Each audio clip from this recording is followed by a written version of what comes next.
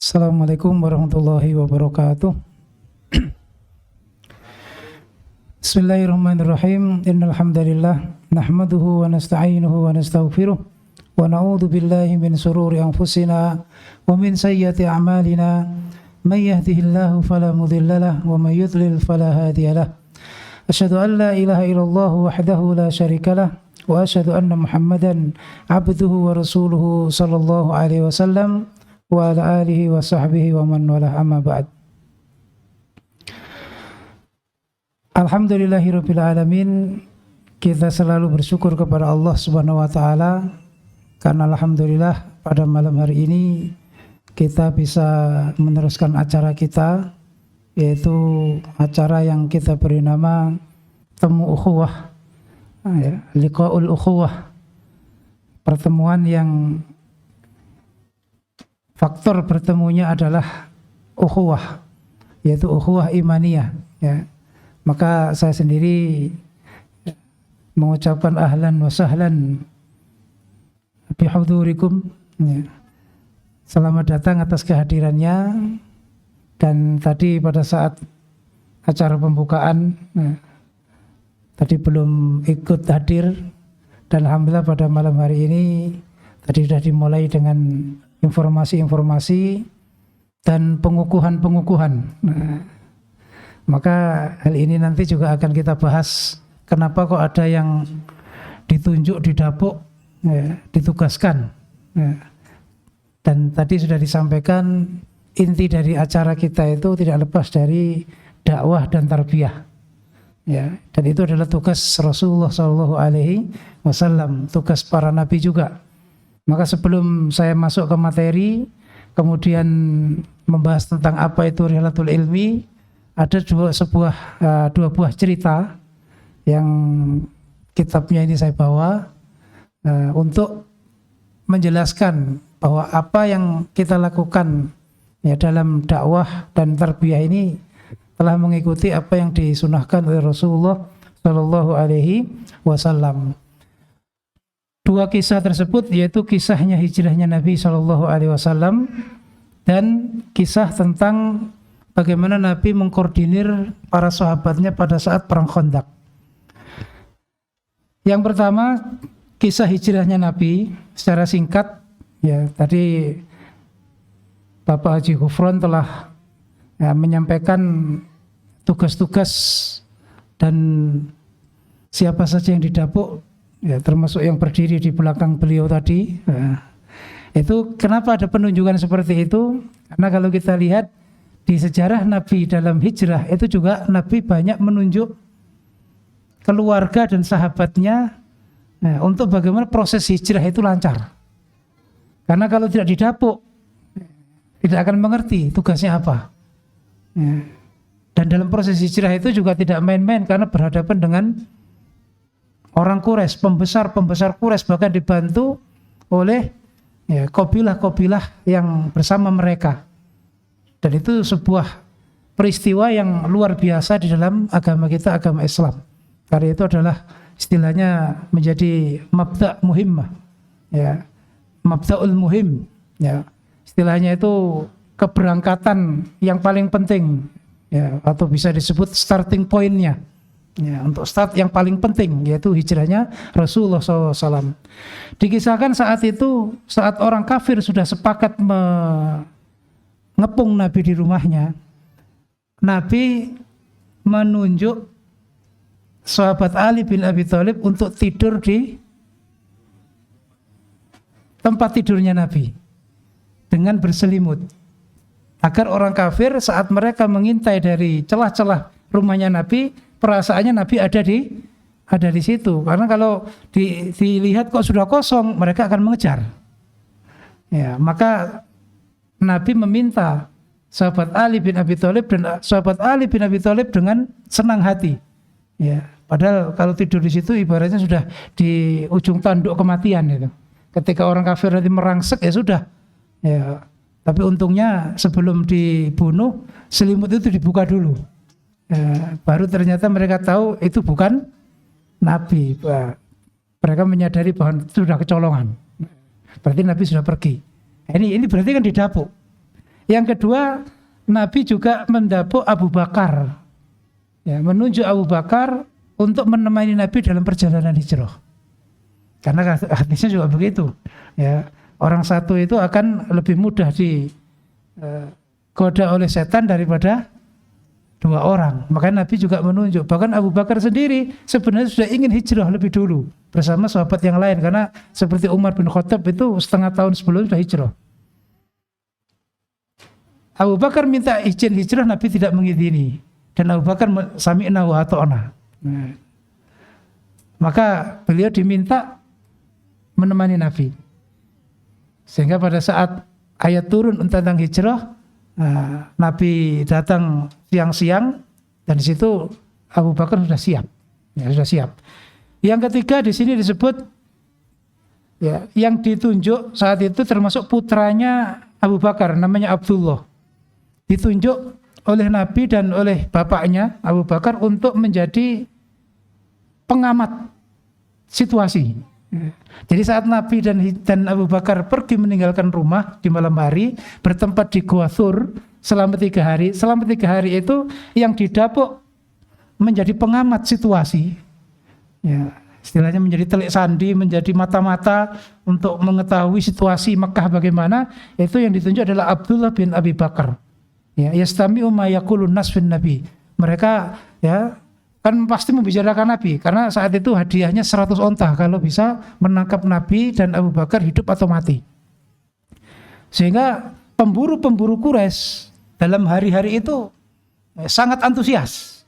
Nah, makanya sampai Nabi bersembunyi 3 hari.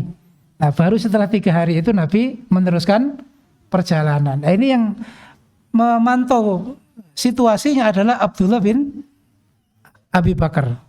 Kemudian Nabi juga, ya, termasuk Abu Bakar juga mendapuk putrinya namanya Asma binti Abu Bakar. Itu untuk menyiapkan makanan, ya, menyiapkan makanan setiap hari yang nantinya juga akan dibawa oleh Muhammad bin Abu Bakar. Ya. Jadi disuplai karena di atas Gunung Thur, ya. Dulu tahun 98 saya naik ke sana. Bobotnya masih 55. Ya. Jadi masih pakai sepatu, lari, turun juga lari. Nah, kalau sekarang lari yang gelundung paling. Nah, itu berarti juga ada yang didapuk untuk mensuplai makanan. Nah, untuk bagaimana menyiapkan makanan. Karena acara kalau nggak ada makanan ya repot. Apalagi di padang pasir, di tengah gurun, di puncak gunung yang kalau naik itu 2 jam itu. Kemudian Nabi juga memerintah, ya, saat itu namanya Amir bin Fuhairah. Ini atas inisiatifnya Abu Bakar menunjuk Amir bin Fuhairah, ya, untuk selalu, ya, menggembala kambing di sekitar Gunung Thur tadi, sehingga Nabi dan Abu Bakar bisa meminum susunya. Ya, saya kira nanti kalau pergi bekasnya itu dihapus. Ya, berarti kan juga ada dapuan. Ya, ada dapuan, termasuk pada saat berangkat, ya, Nabi juga bersama Abu Bakar disiapkan makanan oleh putrinya. Nah, kemudian karena nggak ada tali, ya, nggak ada tali untuk mencantolkan di onta, akhirnya istrinya Abu Bakar itu yang menyobek, stagen itu, ya, selendangnya yang untuk biasanya untuk perutnya itu dijadikan 2. Ini semua berarti ada namanya ta'awun, ada namanya kebersamaan. Nah, ini yang kita inginkan, ini juga ada dalam diri kita. Makanya tadi juga ada yang didapuk-dapuk. Ini bukan menyaingi, ya, golongan kita dulu, bukan. Ya, karena dalam Quran itu ada Hizbullah, ada Hizbus Syaitan. Ya, kalau Hizbullah itu yang menguatkan agama, sedangkan Hizbus Syaitan itu yang melemahkan agama. Nah, ini, ya, kisah pertama yang menunjukkan hal itu. Ya, supaya kita memahami, ini kok mulai ada hizbi lagi, ditunjuk-tunjuk, ya, diberi surat SK. Enggak, ya, kita bagaimana bisa berkoordinasi seperti bagaimana Nabi hijrah. Dan alhamdulillah Nabi hijrahnya itu lancar. Meskipun di tengah perjalanan ya ada yang menghalau, tapi Allah memberi pertolongan. Yang kedua adalah cerita bagaimana Nabi mengkoordinir para sahabatnya dengan rapi, ya, agar peperangan Ahzab atau disebut perang Khandaq itu bisa sukses. Sukses di sini bukan berarti harus menang, tapi bagaimana bisa selamat. Karena secara matematika, ya, Nabi dan sahabat itu kalah. Ya, karena saat itu pasukan multinasional gabungan, ya, gabungan dari semua suku Arab, ya, termasuk yang provokatornya adalah Yahudi, Bani Quraidah. Bani Quraidah berada di dalam Madinah, sedangkan Ahzab itu dari semua luar Madinah. Jadi secara matematika pasti kalah. Ya, makanya Nabi betul-betul mengkoordinir sahabatnya, banyak yang didapuk di posisi-posisi tertentu agar ya, peperangan ini lancar. Di sini disebutkan, ya, di situ saat itu Nabi mengadakan musyawarah. Ya, nanti akan dipilih ide gagasan yang terbaik di dalam menghalau pasukan multinasional Ahzab itu. Nah, akhirnya di situ diterimalah saran dari Salman Al-Farisi. Beliau orang Persia yang punya strategi perangnya orang Persia yang tidak begitu dikenal di Arab, yaitu apa? Membuat parit. Karena kalau ada parit, onta, kuda itu nggak mau lewat. Apalagi di Jazirah Arab. Itu tidak dikenal strategi perang seperti itu. Maka Nabi memilih hal itu, dan itu ternyata efisien. Ahzab ditahan di luar Madinah. Ya, tidak bisa masuk. Kemudian yang kedua, Rasulullah dan para muhajirin, termasuk orang Ansor, dalam 4 hari non-stop membuat parit sesuai hasil musyawarah. Rencana, ya, acara rencana kerja kontrol. Jadi betul-betul dipraktekkan sesuai hasil musyawarah. Dan saat itu ada 1.000 orang lebih. Ya, 4 hari berturut-turut dalam keadaan disemi fijawin baridin. Ya, khilal arba ayyam bilayaliha. Ya, jadi Nabi membuat parit itu dengan saat, ya, posisi keadaan dingin. Dinginnya Madinah bukan seperti di sini. Dinginnya di sana itu kering. Ya, kering, kulit itu bisa, ya, bersisik, ya. Bibir, wajah itu bisa pecah-pecah. Ya. Keringnya itu istilahnya menyiksa. Dan itu dilakukan 4 hari berturut-turut non-stop. Dan semua hadir, semua ikut. Kemudian Nabi memerintah mendapuk Jabir bin Abdillah untuk menyiapkan makanan. Ya, cuman saat itu pada satu momen, ya, yang disiapkan cuman hanya beberapa orang karena adanya itu. Ya, kemudian Nabi dibisiki, Nabi ini cuman beberapa orang, ditunjuk saja siapa yang ikut makan. Tapi ternyata Nabi malah memanggil semuanya, ya ahlul Khandaq. Wah, 1.000 orang lebih. Ya. Nah, Jabir sudah menyiapkan makanan, fahayyu halan bikum. Wah, ayo kita bareng-bareng ke sana. Padahal makanan cuma untuk beberapa orang. Tapi dengan mukjizatnya Nabi cukup untuk 1.000 lebih. Nah, ini kan berarti ada yang didapuk untuk bagaimana menyiapkan. Kemudian Nabi juga mendapuk Ali bin Abi Thalib dan Zubair. Ini para ksatria. Untuk apa? Untuk standby di parit. Kalau ada 1-2 orang kafir yang akan masuk, langsung dibantai. Ya. Disiapkan anak panah, siapkan tombak, siapkan pedang. Pokoknya ada yang melewati mau masuk, sikat. Yang dipilih 2 pendekar. Pendekar betulan ini. Ini ya, pendekar betulan. Ada yang pendekar-pendekaran tapi slogannya mengerikan. Jadi yang diperintah bukan Senkom ini, ya. Kemudian Nabi juga memerintah menunjuk Zaid bin Harisah bersama 300 orang. Jadi pasukan 300 orang dipimpin oleh Zaid bin Harisah ini juga, ya, ahli strateginya sahabat Zaid bin Harisah, termasuk anak angkatnya Nabi. Ya, itu memimpin 300 orang untuk menjaga Madinah dengan takbir yang gak berhenti. Untuk apa? Menakut-nakuti Bani Quraidah yang saat itu memang mereka, ya, berkhianat. Ya, karena mereka strateginya itu multinasional menyerang dari luar, yang dari dalam adalah Bani Quraidah. Lah itu sudah diketahui Nabi. Maka dikirimlah 300 orang dipimpin oleh Zaid bin Harisah untuk membuat, ya, tiut nyalinya Bani Quraidah dengan takbir, ya, yang menggema di seluruh kota Madinah. Ini kan juga dapuan. Ini juga penunjukan Kemudian di situ juga ditunjuk namanya Sa'ad bin Ubadah dan Sa'ad bin Mu'ad. Untuk apa? Untuk pergi ke Bani Quraidah, menyelinap ke kalangan mereka untuk mengetahui keadaan mereka, pengkhianatan mereka itu sampai seberapa. Agar Nabi nanti nggak gegabah saat menyerang mereka. Ini juga sama, ini penunjukan. Dan terakhir di sini disebutkan Hudzaifah ibnul Yaman. Oleh Nabi khusus diperintah untuk menjadi mata-mata di kalangan Ahzab. Jadi harus masuk ke kalangan mereka. Harus jadi bukan bunglon. Kalau bunglon kan bersama mereka. Nah, itu tercela kalau itu. Jadi menyelinap ke kalangan mereka untuk mengetahui suasana. Dan akhirnya nggak lama, ya kalau menurut ceritanya Hudzaifah bin Yaman ini saat itu keadaan yang sangat dingin oleh Nabi, ya diperintah, ya, dan dia berangkat, ya, merasa badannya itu di perjalanan itu hangat, nggak merasakan kedinginan. Masuk di kalangan pasukan multinasional tadi, bisa mengetahui keadaan mereka dan alhamdulillah nggak lama Allah mengirim hawa yang dingin, angin yang kencang, hujan yang deras, sehingga mereka kocar-kacir dan pulang. Nah, inilah dua kisah yang menunjukkan bahwa kita ini terhadap apa yang kita lakukan, aktivitas yang kita canangkan, program yang kita terapkan, itu harus ada, ya, kerjasama yang baik. Ya.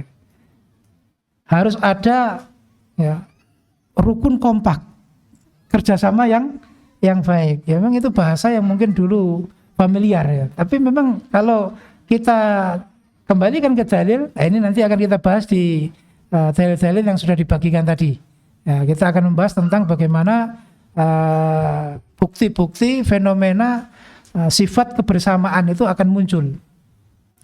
Yang dua cerita ini nanti ini jadi pijakan kita untuk membahas apa yang akan kita sampaikan. Insya Allah nggak lama, kita agak persingkat saja.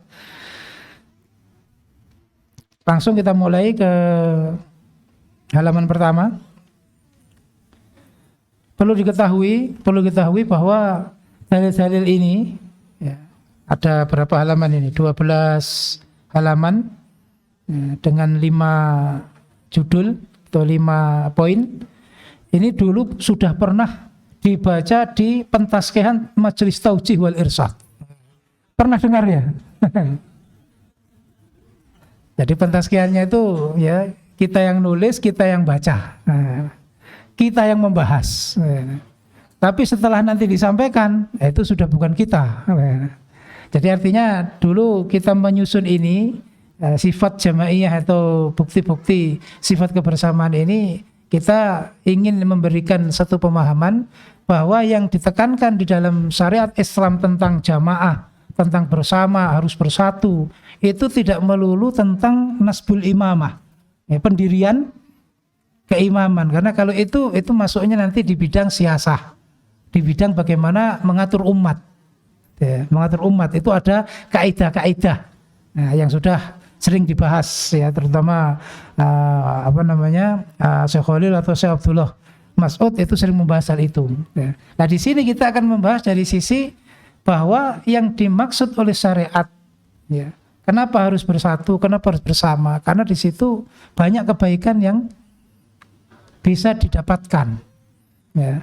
Karena banyak amalan-amalan itu bisa kita dapatkan kebaikannya kalau kita bersama, seperti sholat. Ya, sholat itu kan aqimus sholah wa atuz zakah warka'u ma'ar raki'in. Nah, seperti itu.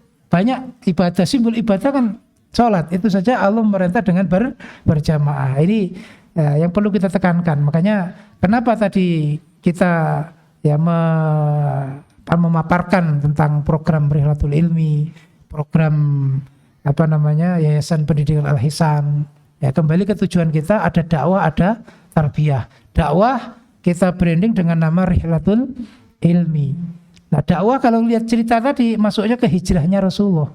Ke hijrahnya Rasulullah. Juga masuk ke bagaimana Nabi berdakwah dalam, ya, Islam itu memerangi orang kafir atau bertahan dari serangan orang kafir, itu juga dakwah. Dan itu juga pendidikan. Makanya kita tujukan hal itu. Ya, kita tujukan hal itu. Langsung kita baca. Bismillahirrahmanirrahim. Min madzahiri sifatin jama'iyah. Termasuk bukti-bukti nyata dari sifat-sifat kebersamaan. Artinya ini nanti akan kita terangkan 5 bukti ya, atau 5 fenomena nyata kalau di dalam diri kita itu ada sifat kebersamaan. Itu pasti muncul 5 ini. Tapi kalau tidak ada, ya, 5 ini enggak ada atau hanya sebagian, berarti sifat kebersamaannya itu berkurang atau bahkan tidak ada. Ya, atau bahkan tidak ada. Kita lihat yang pertama, ya, bukti sifat kebersamaan itu adalah ta'aruf, saling mengenal. Maka dikatakan kebersamaan itu dimulai dengan saling mengenal. Nah, kalau sudah saling mengenal, maka muncul 2 ini yang disebut ma'rifatul dzat, ya, mengetahui kepribadian, dan ma'rifatul qudrah, ya, mengetahui kemampuan. Jadi orang itu kalau sudah saling mengenal, dia akan mengetahui pribadinya masing-masing, ya, kepribadian satu sama lain. Kalau sudah mengenali, bisa saling menghargai. Ya, ma'rifatul qudrah itu mengetahui keutamaan satu sama lain. Kan nggak mungkin kalau nggak mengenal kok mengetahui keistimewaannya, kelebihannya, kan nggak mungkin. Atau istilah peribahasa yang terkenal itu, tak kenal maka tak sayang. Ini ada beberapa dalil yang kita baca sekilas. Yang pertama adalah firman Allah, ya ayyuhan nas inna khalaqnakum min dzakarin wa untha. Wahai manusia, kami menciptakan kalian itu dari laki-laki dan perempuan. Wa ja'alnakum syu'uban wa qabail. Kami menjadikan kalian ada beberapa suku dan kabilah. Ya. Suku itu, su'ub itu lebih kecil, kabilah itu lebih besar. Li ta'arufu, tujuannya supaya ta'aruf. Ini yang kita maksud. Jadi kita itu oleh Allah diciptakan berbagai macam suku, berbagai macam bahasa, berbagai macam karakter. Nah, itu supaya saling mengenal. Inna akramakum indallahi atqakum. Yang paling mulia dari kalian di sisi Allah itu adalah yang paling takwa. Innallaha alimun khabir. Sesungguhnya Allah Maha mengetahui lagi Maha waspada. Jadi ayat ini jelas ya menunjukkan bahwa kalau kita itu ya menyatakan diri kita itu berjamaah atau kita itu bersama-sama menetapi firman Allah atasimu bihablillahi jami'an. Perlu diingat, jami'an di sini tidak ta'rif seperti zaman kita dulu. Ya, kalau jami'an zaman kita dulu itu beramir, berfiat, bertaat. Padahal pengertian di situ adalah bersama-sama. Karena tidak mungkin ya melaksanakan syariat kalau hanya sendirian. Ya, salah satu contohnya sholat itu saja. Kemudian dari kebersamaan itu pasti akan ya, muncul saling mengenali. Ya, artinya ya itu tadi, awal dari kebersamaan dimulai dengan saling mengenali. Dan mengenali itu kan nggak mungkin kalau kita nggak berkumpul. Ya, mungkin kita bisa berkenalan lewat media sosial, tapi ya kekuatan ya perkenalan di media sosial itu tidak akan sekuat ketika kita bertemu. Maka di sini lita'arufu, agar saling mengenali tadi itu kepribadian masing-masing, kemudian mengenali kelebihan. Nah, sehingga ketika mengenali kelebihan satu sama lain, nanti akan ada ya bagaimana kepengaturan yang baik. Ya, siapa yang ahli di bidang tadi seperti hijrahnya Nabi, yang mampu menyiapkan makanan, yang mampu menjadi pemantau situasi, ya, yang mampu menemani Nabi. Itu semua karena Nabi mengenal. Kenapa Nabi memilih sahabat Abu Bakar? Karena kesetiaannya. Abu Bakar orang yang paling kaya, ya termasuk di Quraisy itu paling kaya. Ya, kemudian masuk Islam, semua hartanya untuk Islam. Ya, sampai Nabi mengakui semua jasanya orang untuk saya sudah saya balas semua, kecuali jasanya Abu Bakar. Karena saya nggak bisa membalasnya, hanya Allah yang bisa. Karena apa? Semua hartanya diberikan Nabi. Termasuk pada hijrah, saat hijrah itu yang membeli 2 onta untuk perjalanan itu Abu Bakar. Sebenarnya Nabi mau membeli, tapi oleh Abu Bakar dilarang. Saya yang bayar. Saya yang bayar. Kemudian untuk perjalanan ke Madinah nggak mungkin lewat jalur umum, harus lewat jalur alternatif. Dan itu nggak mungkin dilakukan kalau nggak ahli. Maka Abu Bakar menyewa guide Ya, namanya apa Alqaf itu orang yang ahli perjalanan. Itu disewa untuk bagaimana menuntun Nabi dan Abu Bakar di jalan-jalan alternatif supaya selamat dari pemburu-pemburunya orang Quraisy. Itulah makanya Abu Bakar dipilih oleh Rasulullah menjadi teman hijrah. Ini karena apa? Karena mengenal. Nggak mungkin kita itu kebersamaan bisa terjaga kalau tidak saling mengenal. Yang kedua, Ana Aisyah qalat sami'tu Nabiy sallallahu alaihi wasallam yaqul al-arwah junudun mujannadah. Ya. Nah, ini dalil andalan ini. Ya. Yang murtad ini ya juga. Al-arwah junudun mujannadah. Makanya kumpul ini kan, kemana-mana kumpul.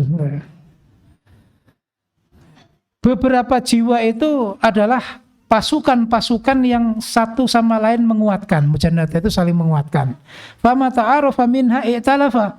Apa yang diketahui bersama, ya tadi yang disebut frekuensinya sama tadi, passwordnya sama, i'talafa pasti berkumpul. Ya nggak diperintah, nggak dipaksa-paksa, nggak didorong-dorong, ya pasti nyaman. Ya, karena sama. Ya, istilahnya itu pikirannya sama, akidahnya sama, tujuannya sama.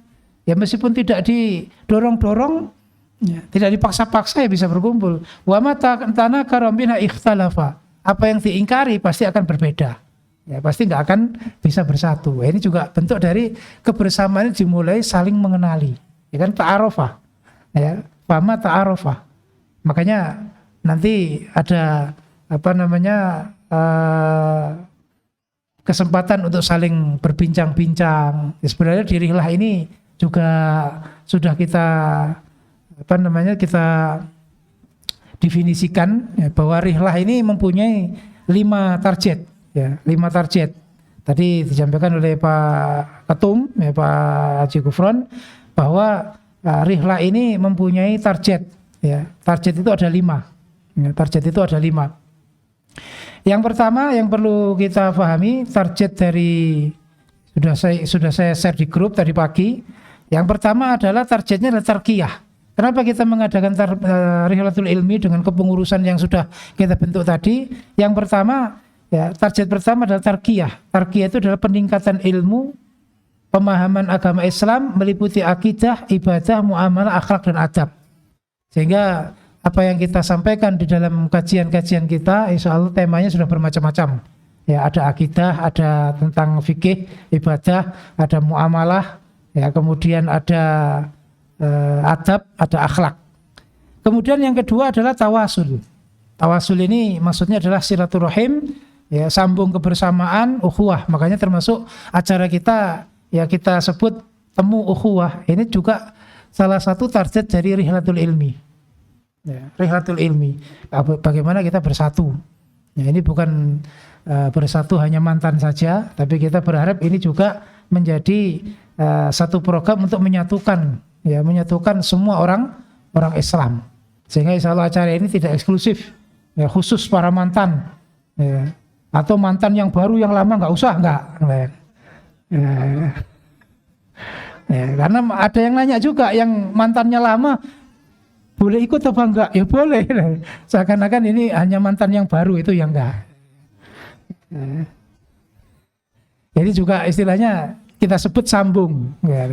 Jadi juga tidak membahasakan seperti bahasa kita dulu, enggak. Tapi ya ini sebuah istilah-istilah yang familiar. Itu juga enggak harus kita lepas, ya. Semua istilah keterkaitan apapun harus lepas, enggak harus begitu. Enggak harus begitu. Ya, yang baik umpama kita lestarikan ya enggak apa-apa. Yang jelek yang kita buang jauh-jauh. Maka di sini juga harus muncul rihlah ini, ya, kebersamaan. Makanya rihlah dalam kajian rihlah jangan sampai hanya fokus, ya, tadi itu hanya ilmunya saja, tapi bagaimana kita berinteraksi. Maka sebelum kajian dimulai, ya, mungkin berapa waktu sebelumnya sudah datang, bisa ngobrol-ngobrol, cerita-cerita. Nah, di situ kan nanti manfaatnya kan banyak. Ya, umpama dari sisi ekonomi, oh banyak kesempatan-kesempatan bidang bisnis, ya. Atau yang cari jodoh. Karena sementara ini belum ada tim perkawinan ini. Nah, ini perlu, ya. Karena ya, kita lihat sendiri di para komunitas sunnah itu juga ada biro jodoh, itu juga ada. Ya, ada pertemuan untuk ta'aruf. Nah, Kalau nanti kita adakan temu ta'aruf, nah, itu boleh diikuti ya dari semua umur, ya, semua umur. Nah, ini salah satu sambung. Kemudian yang ketiga adalah tawasi. Tawasi itu saling memberi wasiat. Ya, saling memberi wasiat. Lah wasiat ini kita sampaikan tidak hanya lewat forum. Ya, tidak hanya kita memberi ceramah seperti ini atau kajian dalil seperti ini, tidak. Tapi saat kita duduk, saat kita minum kopi. Makanya tagline-nya tadi yo ngaji yo ngopi. Itu 2 poin yang sebenarnya sama. Ya. Cuman bedanya kalau ngaji itu forumnya seperti ini, ya resmi, ya kan? Ada forum, istilahnya ada pembukaan, ada istilahnya kajian kitabnya. Sedangkan kalau ngopi itu ya dengan santai, obrolan santai, tapi membahas tentang ilmu. Seperti di CS, di Cafe Syar'i, di tempat kita di Kediri, ya itu juga sama. Ya, ngajinya 1 jam, ngopinya 2 jam. Ya. Tapi di sela ngopi itu ya ada yang curhat, ada yang minta pengarahan atau cerita-cerita tentang bagaimana tips menghadapi ya saudara lama. Nah, ini salah satu ini tadi yaitu tawasi. Tawasaw bil haqqi wa tawasaw bis sabri. Yang keempat adalah tasliyah. Tasliyah ini hiburan. Saling menghibur, menguatkan serta menyemangati sehingga selalu ceria. Nah, yang pertama selalu ceria. Kemudian istiqomah dalam menatapi kebenaran yang penuh dengan cobaan dan rintangan. Jadi memang tadi diminta oleh Pak Haji Ghufron untuk sedikit menceritakan dulu Rihlatul Ilmi itu bagaimana. Ya, Rihlatul Ilmi ini kita mulai saat ya saya pribadi bersama Syekh Khalil dan saya Abdullah Mas'ud di maklumat, terutama maklumat yang kedua. Ya. Saya memulai ya, di maklumat yang kedua secara nyata, tapi sebenarnya sudah kita mulai di maklumat yang pertama. Kalau Syekh Khalil langsung live ya kan di YouTube untuk istilahnya deklarasi ya, membahas langsung tentang kesesatan ya, saudara kita dari sisi syubhatnya. Kemudian Syekh Abdul Mas'ud juga sama, apalagi posisinya sudah jauh, sudah di Lampung sana ya kan, itu langsung ya istilahnya melemparkan rudal dari jauh. Rudal dari jauh dengan cara-cara yang ya mematikan. Al-ajwibah al-muskitah, istilah jawaban-jawaban yang membungkam. Nah, kemudian saya saat itu karena sudah ya yang live yang langsung ke sasaran sudah ada, ya, saya memilih jalur bagaimana ini tadi tasliyah. Kan ini juga diperlukan ketika sudah banyak yang dinonaktifkan. Ketika banyak yang sudah dicurigai, belum dinonaktif tapi sudah dicurigai. Nah, ini lebih sengsara ini sebenarnya. Karena harus bermain banyak ya kan. Kalau sudah di NA sudah jelas, posisinya sudah jelas. Nah, kalau masih ya, dicurigai atau hanya indikasi ya ini repot ini. Nah, maka saat itu saya mengadakan Rihlatul Ilmi. Saat itu sudah kita mulai namanya Rihlatul Ilmi. Dan yang mengikuti ya saat itu terutama dari Solo Raya, Jogja, termasuk yang di Jakarta, di Cakung, Jakarta Utara, itu yang mengikuti hanya beberapa. Dan itu sembunyi-sembunyi karena tadi diceritakan masih aktif semua. Masih aktif semua. Kenapa kita perlukan? Karena supaya ada ini tadi, ya ada tasliyah, hiburan langsung. Dan hiburan ini bukan seneng-seneng tidak, tapi bagaimana menenangkan hati. Ya. Karena kebenaran yang sudah dipahami pasti akan menghadapi banyak rentangan, cobaan. Belum dinonaktifkan sudah susah. Setelah dinonaktifkan malah ada yang hilang 3 bulan tadi itu. Nah, setelah Bogor Membara 1. Nah ini Bogor Membara kedua ini ya. Tapi sekarang insya Allah lebih santai ya. Nah, dulu begitu. Sehingga saat itu di Jogja pun kita bersembunyi-sembunyi ya, yang mengikuti itu ya termasuk mubalak daerah semua. Bahkan kita nyewa nggak teliti nyewanya, ternyata yang kita sewa itu rumahnya orang Kristen, banyak salibnya. Maka di tengah-tengah kajian kok ada salib, wah ini nanti kalau sampai viral bahaya ini. Kok ngajinya di ya ternyata viral betul, termasuk yang di Ya, villa yang miliknya orang Buddha, ya, itu bukan kelenteng sebenarnya, tapi ornamennya itu ornamen Buddha, sehingga disebut ya, villa. Padahal dulu ada PBG dari daerah Sidoarjo itu juga nyewa tempat situ, tapi nggak viral. Ya, viral. Termasuk di Tawangmangu juga sama. Saat itu 19 mubalek daerah rata di Solo Raya. Itu nyewa satu villa. Nah, kita juga gak teliti, ternyata yang kita sewa miliknya Ahmadiyah. Miliknya Ahmadiyah, sehingga dikenal ya, kemarin ada kajian Ahmadiyah. Ya, seperti itu. Sampai saat itu diceritakan karena komunikasi masih belum lancar dan ada takut-takut ya. Itu mestinya villa itu masuknya siang. Saya pertengahan malam sudah datang. Ya. Yang ditelepon, yang dihubungi nggak ada, mati semua. Akhirnya tidur di depan pasar. Ya, satu tim itu di depan pasar, artinya ada angkringan yang 24 jam. Ya. Seperti itu, karena apa? Ya masih sembunyi-sembunyi tadi. Apalagi sana itu kan markasnya itu. Kalau di Tawangmangu itu 100 meter 354, 354. Nah, ini kisahnya Rihlatul Ilmi sampai ya puncaknya yang paling banyak dikenal itu ya Bogor Membara 1 itu. Tahu-tahu kok sudah khatam, nah kemudian diketahui berarti ini acaranya sudah lama ini.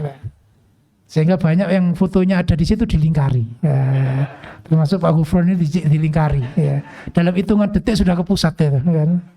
Belum nyampe ke rumah ya, sudah ya, sampai pusat. Bahkan tempat yang kita tempati sudah disurvei oleh daerah. Ya. Ini tempatnya yang kemarin yang tadi untuk kajian. Ya.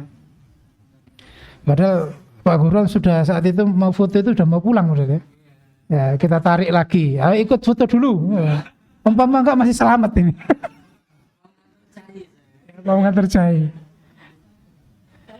Nah, itu namanya kita tujukan rihla ini tidak hanya kita ngaji, ya kita itu, tapi juga untuk bagaimana kita ya tadi itu menemukan hal-hal yang menguatkan hati kita untuk istiqomah, ya untuk istiqomah.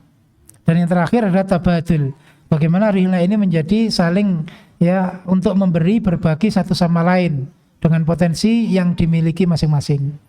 Yang punya harta ya hartanya, tenaga ya tenaganya, pikiran ya pikiran. Seperti tadi itu perang Ahzab, siapa yang ahli strategi?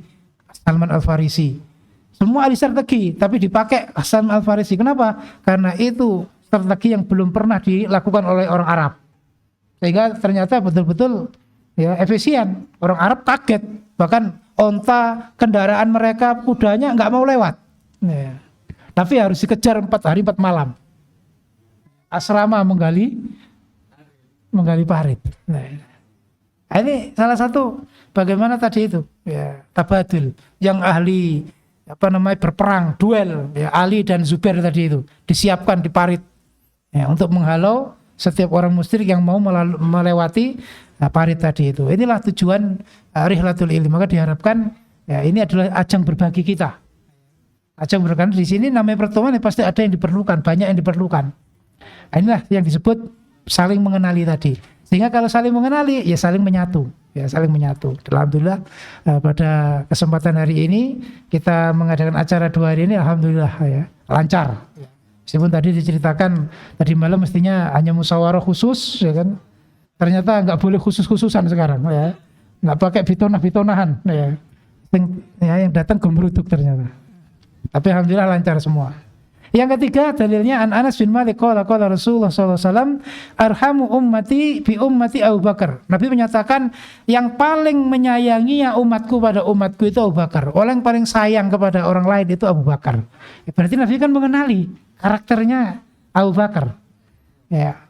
Wa asadduhum fi amrillah Umar. Yang lebih tegasnya umatku dalam urusan agama Allah adalah Umar. Ya. Umar itu enggak pakai giring-giringan sudah. Ya, hukum aslinya apa? Kalau ada istilahnya itu penyimpangan yang membuat kekufuran ya Umar enggak segan-segan mengatakan utruk adribu unuqah. Biarkan Nabi saya penggal kepalanya. Nabi kenal karakternya Umar kenal. Kemudian wa asdaquhum hayaan Utsman ibn Affan. Orang yang paling ya sungguh dalam rasa malu itu adalah Utsman. Sampai Nabi sendiri malu dengan Utsman. Ketika Nabi duduk, ya pahanya Nabi kelihatan, Abu Bakar datang, Nabi biasa. Umar datang, Nabi biasa. Ketika diberitahu Utsman akan datang, ditutup. Ya. Karena saya berhadapan dengan orang yang paling mempunyai rasa malu. Ya. Saking malunya Utsman itu dikepung oleh para pemberontak ya, saat menjadi khalifah. Ya, Utsman tidak mengadakan perlawanan.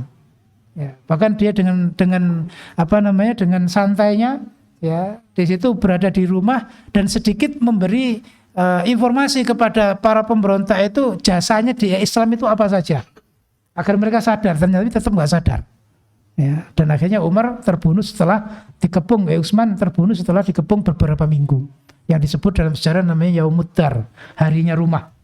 Sampai cucunya anaknya Ali Hasan Husain itu membawa air itu sampai dihalau sampai berdarah-darah untuk mengirim air ke rumahnya Utsman. Itu saking malunya ya, atau sungkannya Utsman bin Affan.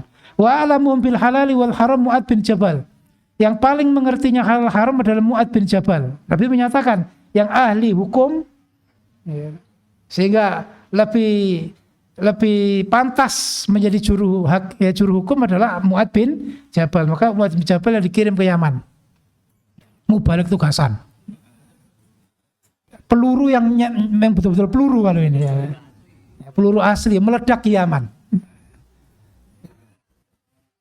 Ini juga nyata bahwa Nabi itu mengenali sahabatnya sehingga siapa yang pantas dikirim. Agar betul-betul mendatangkan manfaat yang besar. Bahkan saat itu diceritakan saking mutawarinya Mu'ad bin Jabal ya, menurut ceritanya itu ya, pada saat di daerah Amwas ya, ada wabah taun ya, 2 istri dari Mu'ad bin Jabal itu meninggal dalam waktu bersamaan dan Mu'ad tidak tahu ya, yang lebih dulu meninggal yang siapa, yang pertama apa yang kedua, nggak tahu. Nah, kemudian dia langsung memutuskan untuk meloteri agar nanti di akhirat dia nggak dituntut. Kalau nanti dia menyolati yang pertama padahal yang mati lebih dahulu yang kedua, wah nanti saya dituntut di akhirat. Padahal sekedar yaitu menyolati saja supaya tidak ada tuntutan dan kemutawarian. Mu'ad itu meloteri dirinya. Nah, ya, untuk 2 istrinya tadi siapa yang lebih dulu disolati. Nah, inilah bentuk dari bukti bahwa Nabi yang menyatakan yang lebih tahu halal haramnya umat itu adalah Mu'ad bin Jabal. Wa afraduhum Zaid ibn Thabit. Yang lebih ahli faraidnya para sahabat adalah Zaid bin Thabit. Wa aqra'uhum Ubay bin Ka'ab. Dan lebih pandainya, lebih banyak membacanya, lebih fasih membacanya dari umatku itu adalah Ubay bin Ka'ab. Ini yang oleh Allah ya, Nabi diberi wahyu surat Al-Bayyinah. Terus dipesan bacakan surat ini ke Ubay bin Ka'ab. Ya, sampai Ubay bin Ka'ab itu nggak percaya. Masa Allah nyebut nama saya? Ya, oleh Nabi, iya Allah nyebut namamu. Ya. Akhirnya beliau menangis terharu. Bagaimana tidak terharu? Disebut Rabbul Alamin. Ya. Namanya disebut Rabbul Alamin. Ya. Bukan Bapak Imam, bukan. Ya. Nah, pun di Bapak Imam. Walikulli ummatin amin wa aminu hadil ummah Abu Ubaidah ibnul Jarrah. Setiap umat itu ada orang kepercayaan. Amin itu yang paling dipercaya, yang berjasa besar ya. Orang yang paling terpercaya dan yang paling terpercaya umat itu adalah Abu Ubaidah ibnul Jarrah. Ini juga mubalik yang ditugaskan Nabi ke Yaman. Karena orang Yaman datang saat itu minta orang yang paling engkau anggap terpercaya supaya engkau kirimkan bersama kami pulang ke Yaman. Maka Nabi menyatakan ini, yang akan aku kirim ini aminu hadil ummah, yaitu Abu Ubaidah bin Jarrah. Ini yang juga membuat Umar bin Khattab menunjuk sebagai gubernur ya, sebagai penguasa daerah Syam. Setelah daerah Syam Baitul Maqdis ditaklukkan, itu diperintah yang jadi khalifah adalah, yang jadi amir adalah Abu Ubaidah bin Jarrah. Ini poin pertama. Jadi kalau kita menyatakan kita itu bersama, berarti satu sama lain harus saling mengenali potensi apa yang dimiliki, sehingga kita tahu. Sehingga saat kita membuat acara seperti ini kita tahu, oh ini ahli melobi. Oh yang ini ahli untuk mengatur. Oh ini ahli untuk menyampaikan ilmunya. Ini yang ahli yang biasa untuk menata. Ini yang bagian konsumsi. Semua akan diketahui sehingga acara akan bisa berjalan lancar. Maka tadi itu, kalau kita sudah saling mengenal, kita saling mengenal kepribadian dan kita saling mengetahui kemampuan. Seperti Nabi mengetahui kemampuan sahabat, padahal sahabatnya itu ribuan. Bahkan diceritakan satu dari sahabat Nabi itu nggak ada yang nggak merasa dekat dengan Nabi. Semua menyatakan dekat dengan Nabi. Semua sahabatnya menyatakan pokoknya kalau saya ketemu Nabi, Nabi tersenyum. Dan semua menyatakan Nabi tidak ada. Ya, kok nggak kenal sahabatnya? Nabi tanya itu namanya siapa? Nggak pernah. Nabi ya begitu mengetahui namanya sudah hafal terus. Sampai orang-orang Badui yang datang yang biasa nunggu Nabi itu apal namanya. Apal namanya. Ini ya, bagaimana mengenali itu adalah poin besar untuk kita bersama. Kita bersama. Makanya ada grup di WhatsApp atau grup-grup yang lain. Ini kan juga maksudnya untuk saling mengenal. Dan di situ akan muncul banyak kebaikan, kemaslahatan. Itu yang pertama. Yang kedua yaitu adaul hukuk. Bukti kalau kita bersama itu kalau satu sama lain mendatangkan haknya, ya, memberikan haknya. Ya. Dia ada kewajiban, yang kewajiban itu haknya saudaranya. Nah, ketika itu diberikan, itu pasti akan wujud kebersamaan. Sehingga di situ akan muncul dua hal, namanya takdirul makanah, menghargai posisi, dan takdirul kudroh, menghargai kelebihan. Menghargai keutamaan yang dimiliki saudaranya. Karena kalau kita itu nggak bisa menghargai posisi orang, kedudukan orang lain, maka kita nggak mungkin bisa bersama dia. Ya. Contoh umpama, ya, orang tersebut kita anggap hina, dan kita nggak mau duduk bersama, otomatis nggak akan mungkin bersama. Ya. Seperti ngaji seperti ini, ya, kalau ternyata masuk, ya, banyak yang nggak dicocoki, ya nggak mungkin kerasan di sini. Pasti akan pergi. Ya, masuk ruangan lihat ini musuh saya duduk di mana ini. Ya nggak mungkin dia akan berdekatan.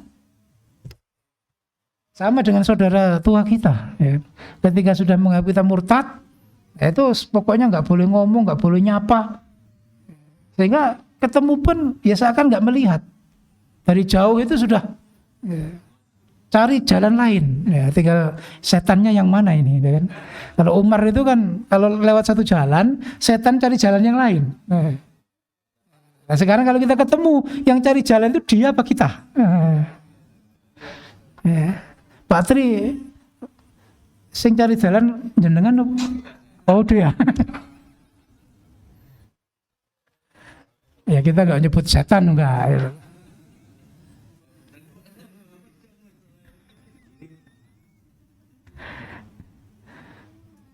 Nah, ini perlu kita miliki bahwa dalam kebersamaan poin besar setelah ta'aruf tadi yaitu kita mendatangkan hak saudara kita. Haknya apa? Dihormati, ketika ketemu salam, ya, ketika berhadapan tersenyum. Ya, seperti Nabi Jarir, ya, sahabat Jarir mengatakan saya setiap ketemu Nabi mesti Nabi tersenyum. Nah, itu menunjukkan ya jiwa yang terbuka, ya, jiwa yang betul-betul ya ahlan wa sahlan, welcome. Ini yang kita perlukan, ya, betul-betul menghargai posisi orang lain, ya, termasuk menghargai kemampuan. Nah ini juga sulit, karena kalau nggak bisa itu namanya hasad, ya, irfanul fadail, mengakui keutamaan orang lain itu sulit dilakukan bagi orang yang hasad, ya, bagi orang yang kalah saingan, bagi orang yang merasa dikalahkan. Pasti akan tidak mau mengakui kemampuan. Ya. Sebenarnya ilmunya banyak, tapi sayang terpengaruh. Nggak mau mengakui kemampuan. Hidupnya.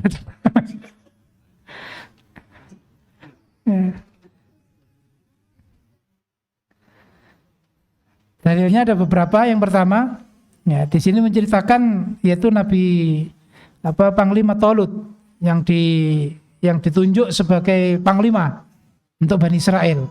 Wa qala nabiyuhum innallaha qad ba'atsa lakum Taluta malika. Ya, Allah memberi wahyu pada Nabi Musa telah menunjuk yaitu Talut seorang raja. Qalu anna yakunu lahul mulku alaina wa nahnu ahaqqu bimulki min.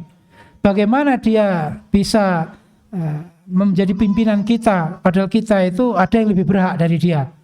Ya, walam yu'ta sa'atan minal mal. Dia tidak diberi keluasan dari harta. Jadi sudah SOP zaman dulu, orang itu banyak menilai dari harta. Ya, namanya tokoh itu kalau orang hartanya banyak. Nah, ini kalau ini nyekludis. Ya. Apa nyekludis itu? Ya. Itu orang biasa, kok jadi panglima? Kok didapuk itu? Itu nggak cocok ya. Qala innallaha astafahu alaikum wa zatahu bastatan fil ilmi wal jism. Allah telah memilih dia untuk memimpin kalian dan Allah memberi keluasan dari ilmu dan fisik. Jadi yang dibutuhkan saat berperang itu adalah ilmu, bagaimana memahami strategi ya perang, juga fisik yang kuat.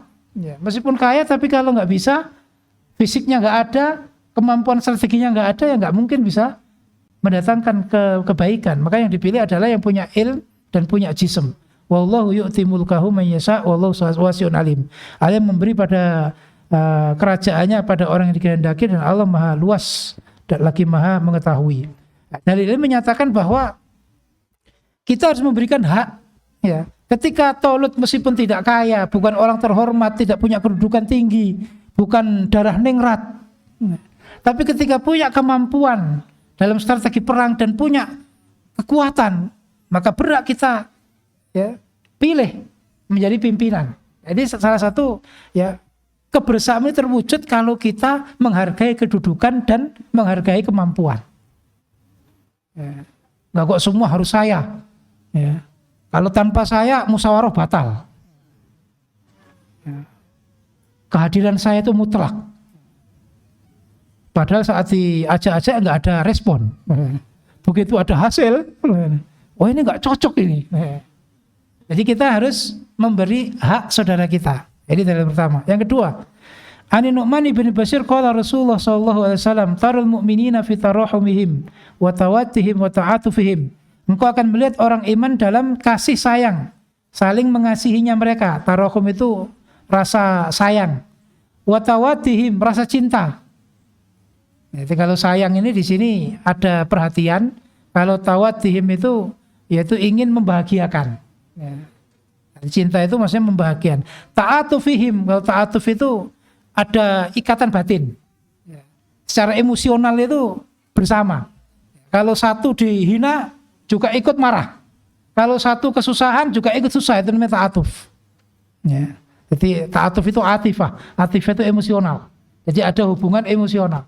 Engkau akan melihat tiga hal ini dalam orang iman. Kama thalil jasad, seperti satu jasad. Idza staka udwan tada'ala sa'iru jasadi bisahar wal humma. Ya, ketika salah satu anggota badan itu sakit, maka itu akan mempengaruhi semua jasad. Sehingga sulit tidur dan merasakan rasa hawa panas. Nah, itulah saling mengasihi, saling mencintai dan saling memikirkan. Ta'atuf tadi itu secara emosional menjadi satu. Nah ini juga bentuk dari kebersamaan. Ya. Saudara kita berhak kita perhatikan, berhak kita sayangi, berhak kita cintai. Innamal mu'minuna ikhwah, berhak kita menyaudara. Ya, berhak ketika dia susah kita juga ikut susah. Nah, ini poin penting. Kalau itu nggak terwujud, nggak mungkin bisa bersama. Ya, nggak mungkin bisa bersama. Kita duduk di acara seperti ini. Ini ya karena mewujudkan ini. Bagaimana saling menyayangi, saling memperhatikan. Nanti dalam sesi bincang-bincang akan kita ketahui. Ya, masing-masing insya Allah semua ada masalahnya. Ada problema yang dihadapi. Ya, dan itu insya Allah akan lebih mendapat solusinya kalau kita itu ini tadi bersatu, ya, bersama. Kemudian yang ketiga, an Abi Dzar radhiyallahu anhu qala qultu ya Rasulullah ala tastamiluni. Abu Dzar mengatakan, apakah engkau tidak mengangkat pekerja padaku? Artinya Abu Dzar ini minta dapuan. Saya ingin diangkat menjadi gubernur, diangkat jadi pengurus. Kemudian qala Nabi bersabda berkata siapa Abu Dzar, fadaraba biyadi ala mangkibi. Saya ngomong begitu langsung saya dipukul oleh Nabi, tangannya itu memukul pundakku, ditepuk-tepuk saja, bukan di banting gitu. Bukan dibanting-banting, bukan. Ya, ditepuk-tepuk. Kemudian Nabi mengatakan, intinya Nabi menghibur ini. Tsumma qala ya Abu Dzar innaka dhaif, kamu itu orang yang lemah. Artinya lemah di sini bukan lemah nggak bisa tegas, enggak. Justru Abu Dzar itu saking tegasnya, sehingga terhadap yang lain itu dianggap kurang bertoleransi. Sehingga orang mungkin mestinya beberapa orang perlu ada tahapan peramutan, nah ini nggak bisa karena memang apa adanya. Maka Nabi mengatakan dhaif. Wa innaha amanah, dan mempunyai dapuan, ada yang harus dikerjakan dalam urusan sabillah itu amanah, itu adalah tanggung jawab. Wa innaha yaumal qiyamah khizyun wa nadamah, dan dari kiamat dapuan itu ada kehinaan dan penyesalan kalau tidak bisa menetapi. Illa man akhadha bihaqqiha, kecuali orang yang mengambil dengan haknya, wa addalladzi alaihi fiha, dan mendatangkan kewajiban yang ditentukan di situ. Nah, ini juga salah satu dalil menunjukkan bahwa Nabi itu menghargai kedudukannya, kedudukannya Abu Dzar, sehingga mengetahui kelebihan dan kekurangannya. Sehingga kalau menjadi pimpinan, Abu Dzar itu mungkin banyak rokyahnya yang lari, kan dengan ketegasannya yang tanpa tedeng aling-aling, tanpa giringan. Pernah di suatu saat Abu Dzar datang di perkumpulan orang kaya, dari sahabat yang kaya-kaya berkumpul. Abu Dzar datang langsung menceritakan siksa bagi orang kaya. Kalian semua, istilahnya itu, hartanya akan jadi batu yang ditaruh di punggung tembus di dada, akan jadi pelempengan yang akan menyetrika. Jadi langsung tanpa giringan, tanpa ini momennya apa, memberikan nasihat. Makanya Nabi mengatakan dhaifnya bukan dhaif nggak tegas, tidak, justru malah saking tegasnya. Ini mungkin untuk beberapa orang tidak cocok, sehingga Nabi tidak memberi dapuan apa-apa, menjadi ro'yah biasa. Tapi siapa Abu Dzar? Hadis itu sering kita jumpai nama Abu Dzar. Yang ketiga, maka tadi poin kedua ini, untuk menciptakan kebersamaan kita harus menghargai saudara kita, berikan hak saudara kita. Yang kedua, kebersamaan akan terwujud, akan terlihat dengan ihtisabul ajri, semangat di dalam mengumpulkan pahala. Bersama itu akan terwujud kalau satu sama lain, masing-masing itu semangat cari pahala. Fastabiqul khairat, pasti akan ada, seperti acara-acara ilmu, acara dakwah, acara-acara bermanfaat, pasti ada. Karena apa? Semangat semua. Sehingga di situ akan muncul namanya al-ikhlas. Al-ikhlas itu apa? Hanya mencari ridhonya Allah, tidak mencari pujian manusia. Kita berkumpul ini bukan hanya untuk saudara kita bisa lihat bagaimana kita. Nggak hanya itu, tapi tujuan kita adalah menyadarkan mereka. Bahkan meskipun sudah keluar, bisa ngaji. Ngajinya juga jelas, tempatnya juga jelas, ilmunya juga jelas. Meskipun kita dikatakan layang-layang putus, bingung cari tempat pengajian, itu hanya alasan untuk pemagaran. Termasuk yang didengar, yaitu mereka yang keluar, itu hidupnya nggak tenang karena sudah sakit hati. Tidur itu sulit, nggak bisa tidur karena sewaktu-waktu mati masuk neraka. Nah, ini ahli betul di dalam pemagaran. Ini kalau ayatnya itu seperti ayat fastakhaffa qaumahu fa'ata'u. Fir'aun itu menakut-nakuti rakyatnya supaya nggak ikut Nabi Musa, diintimidasi, ditakut-takuti, terus tadi kalau sampai keluar, nah itu hidupnya resah, gelisah. Sepanjang hidup itu nggak bisa tenang. Makanya kita buat yo ngopi yo ngaji. Masa susah bisa ngopi? Nah itu jawaban yang membungkam itu sebenarnya. Apalagi posisinya masih di depan markasnya. Ya, masih di bawah menara.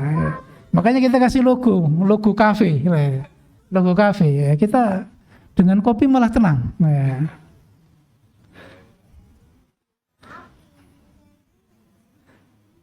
Dalilnya ada beberapa. Yang pertama adalah firman Allah.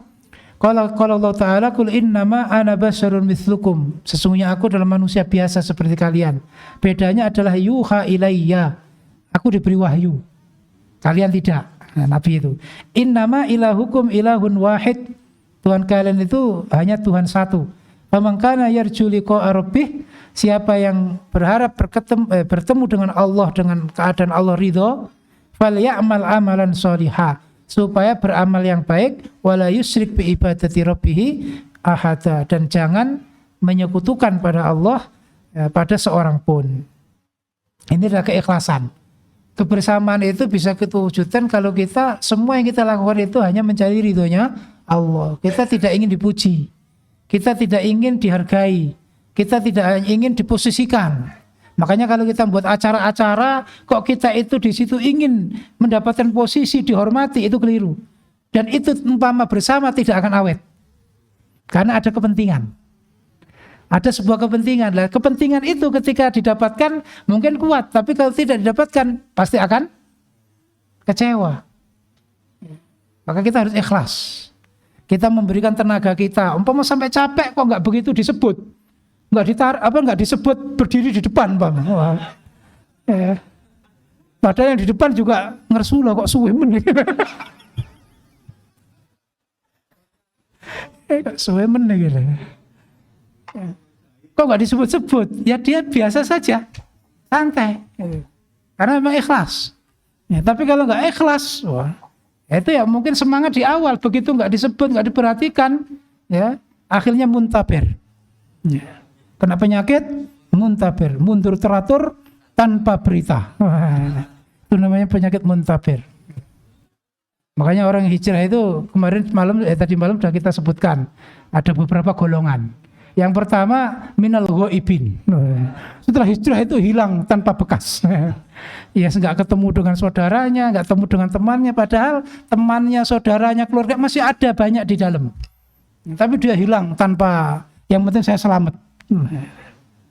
Ada yang ya istilahnya hadirin. Hadir itu hadir tapi ya sekedarnya, yang penting terlihat. Yang penting terlihat. Ya. Dan tidak ada banyak istilahnya yang dikerjakan untuk bagaimana menarik atau mengajak saudara kita yang masih di dalam. Ada yang syahidin itu mengikuti kegiatan-kegiatan, tapi hanya mengikuti saja, tidak banyak ikut andil ya di dalam kepengetahuan, kepengurusan atau kegiatan, pokoknya hadir, ya meramaikan. Ada yang musyarikin itu yang ikut andil di dalam kegiatan. Nah ini yang kita harapkan. Dengan keikhlasan ini ya muncul ya kebersamaan, ta'awanu 'alal birri wat taqwa. Seperti yang kita ceritakan, yang kita tekankan juga, ya Nabi itu kan di kalangan orang Quraisy, yang notabene Quraisy itu adalah suku kabilahnya Nabi dan keluarga Nabi. Ketika dapat wahyu, apakah Nabi langsung pergi dari Quraisy? Saya alhamdulillah sudah dapat hidayah, dapat wahyu terus pergi? Ya tidak. Allah memerintah wa anzir ashiratakal aqrabin. Keluargamu supaya kamu ajak dulu. Makanya Nabi naik di Gunung Sofa menyebut semua keluarganya. Ya, dikumpulkan di situ dan semua berkumpul dan diberitahu saya sekarang menjadi nabi dan di sana ada siksa neraka, kalau tidak iman masuk neraka. Nah, itu dipraktekkan. Artinya apa? Yang menjadi konsen utamanya adalah orang terdekat. Ya, maka tidak benar kalau kita dikatakan kalau kumpul-kumpul sesama mantan ini belum move on. Hizbiyah lagi. Justru kita mempraktekkan apa yang dipraktekkan Nabi. Berapa tahun Nabi dakwah di dalam Quraisy? Di Makkah 13 tahun. Nah kita berapa tahun? Ya kita berusaha. Ya, tetap kita berkumpul seperti ini. Karena ini juga menguatkan mereka yang masih bimbang. Kalau saya keluar nanti ya, saya kemana? Ngajinya kemana? pembelaannya kemana? Begitu hijrah, belanya juga nggak kemana-mana. Ya ini perlu koreksi juga ini. Karena sudah terbiasa begitu. Ya, terbiasa setiap bulan itu diterobosi. Diterobosi ada tulisan-tulisan, sanggupan-sanggupan. Begitu hijrah nggak ada itu susah. Ya, yang itu ada yang bebas. Sudah nggak ada tarian lagi. Padahal kalau kita ingin mendapatkan yang lebih, ya kita harus mewujudkan ihtisabul ajri. Ya, sehingga kita nggak istilahnya mencari, oh saya dulu di sana dulu tokoh, saat hijrah saya juga harus jadi tokoh. Ya, bagaimana membuat sebuah pertemuan-pertemuan yang kita itu adalah tokoh. Ya, sepanjang masa selama hidup ya tetap harus tokoh, nggak begitu. Kita ikhlas. Ya, dengan itu akan awet. Yang kedua ada istiqomah. Ya, ada istiqomah tadi itu. Ini juga sama. Kalau kita hanya mencari ridhonya Allah, ya sudah istiqomah. Nggak terpengaruh dengan keadaan. Kalau dipuji semangat, begitu dicela ya, mutung. Ya, apa mutung nih? Ngambek. Enggak. Begitu nggak disebut tadi itu nggak muncul lagi, nggak begitu. Yang kedua dalilnya An Sa'id bin Abi Burda an Abi an Jati an Nabi sallallahu alaihi wasallam qala ala kulli muslim shadaqah. Setiap muslim itu ada sedekah. Faqalu ya Nabi Allah, faman lam yajid. Kalau enggak bisa sedekah bagaimana? Apa yang dilakukan? Qala ya'malu biyadihi. Dia bekerja dengan tangannya sendiri, artinya mandiri, tidak merepotkan orang lain. Fayanfa'u nafsahu wa yatasaddaqu. Dia bisa memberi manfaat pada dirinya dan bisa sedekah. Ya. Faqalu fa illam yajid, ketika dia enggak bisa bekerja, enggak menghasilkan apa-apa untuk diberikan ke orang lain, bagaimana? Qala Nabi yu'ilu dzal hajah al-malhuf. Menolong orang yang mempunyai hajah yang mendesak. Hajatil malhuf itu keperluan yang mendesak. Kalau sampai enggak ditolong itu bisa meninggal. Ya, bisa hidupnya menjadi goncang. Nah, itu membantu tersebut itu juga disebut sedekah. Ya, apa itu mengangkatkan sesuatu, menghantarkannya kemana yang menjadi tujuannya, itu termasuk sedekah meskipun bukan harta.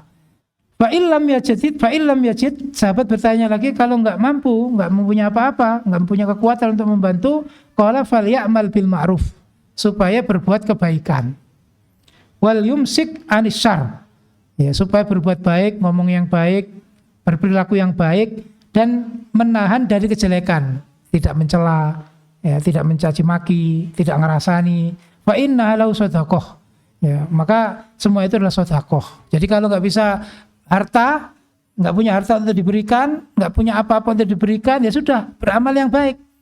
Ya, banyak istighfar, banyak baca Quran, dan juga ya, jangan berbuat kejelekan. Ya, karena ada orang itu berbuat baik, tapi juga rutin berbuat jelek, menyusahkan orang lain, merepotkan orang lain, membuat sakit hati orang lain. Itu yang nggak ada faedah juga. Pahalanya akan habis. Banyak memberi tapi juga menyakiti umpama. Ya kan berarti namanya mengungkit-ungkit dan sebagainya. Nah, itu berarti ya tidak sedekah. Makanya ada kata-kata dari ahli ilmu itu, hidup itu adalah tulisan, membuat tulisan atau membuat lukisan. Maka lukislah yang indah, yang baik-baik. Ya. Kemudian ya, hapuslah yang jelek-jelek. Ya. Jadi kalau kita nggak bisa menulis yang indah, minimal menghapus yang jelek. Ya. Tapi ada orang itu ya nggak ngerjakan kebaikan, tapi isi nih ya, merepotkan orang lain, ya, membuat susah orang lain. Itu jangan begitu. Maka di sini ya, kebersamaan bisa muncul, bisa terjaga kalau satu sama lain masing-masing itu bisa beramal yang baik sesuai dengan potensi yang dimiliki. Ketiga, an Abdillah ibni Mas'ud radhiyallahu anhu qala lamma nazalat hadhil ayat, ketika turun ayat ini, yaitu man dzalladzi yuqridullaha qardan hasana, siapa yang menghutangi Allah dengan hutangan yang baik, fayudhaifahu lahu ad'afan katsirah, maka Allah akan melipat gandakan harta tersebut pada lipatan yang banyak, yaitu 700 kali lipat atau bahkan ila masyaallah. Nah, setelah ayat ini yaitu tentang infak sunnah, bukan zakat. Qala Abu Dahdah Al-Ansari, ada seorang sahabat namanya Abu Tahdah Al-Ansari. Dia berkata, "Ya Rasulullah, wa inna Allah la yuridu minna al-qardo." Sesungguhnya Allah menghendaki kita menghutangi Allah. Apakah begitu? Qala na'am ya Abu Tahdah.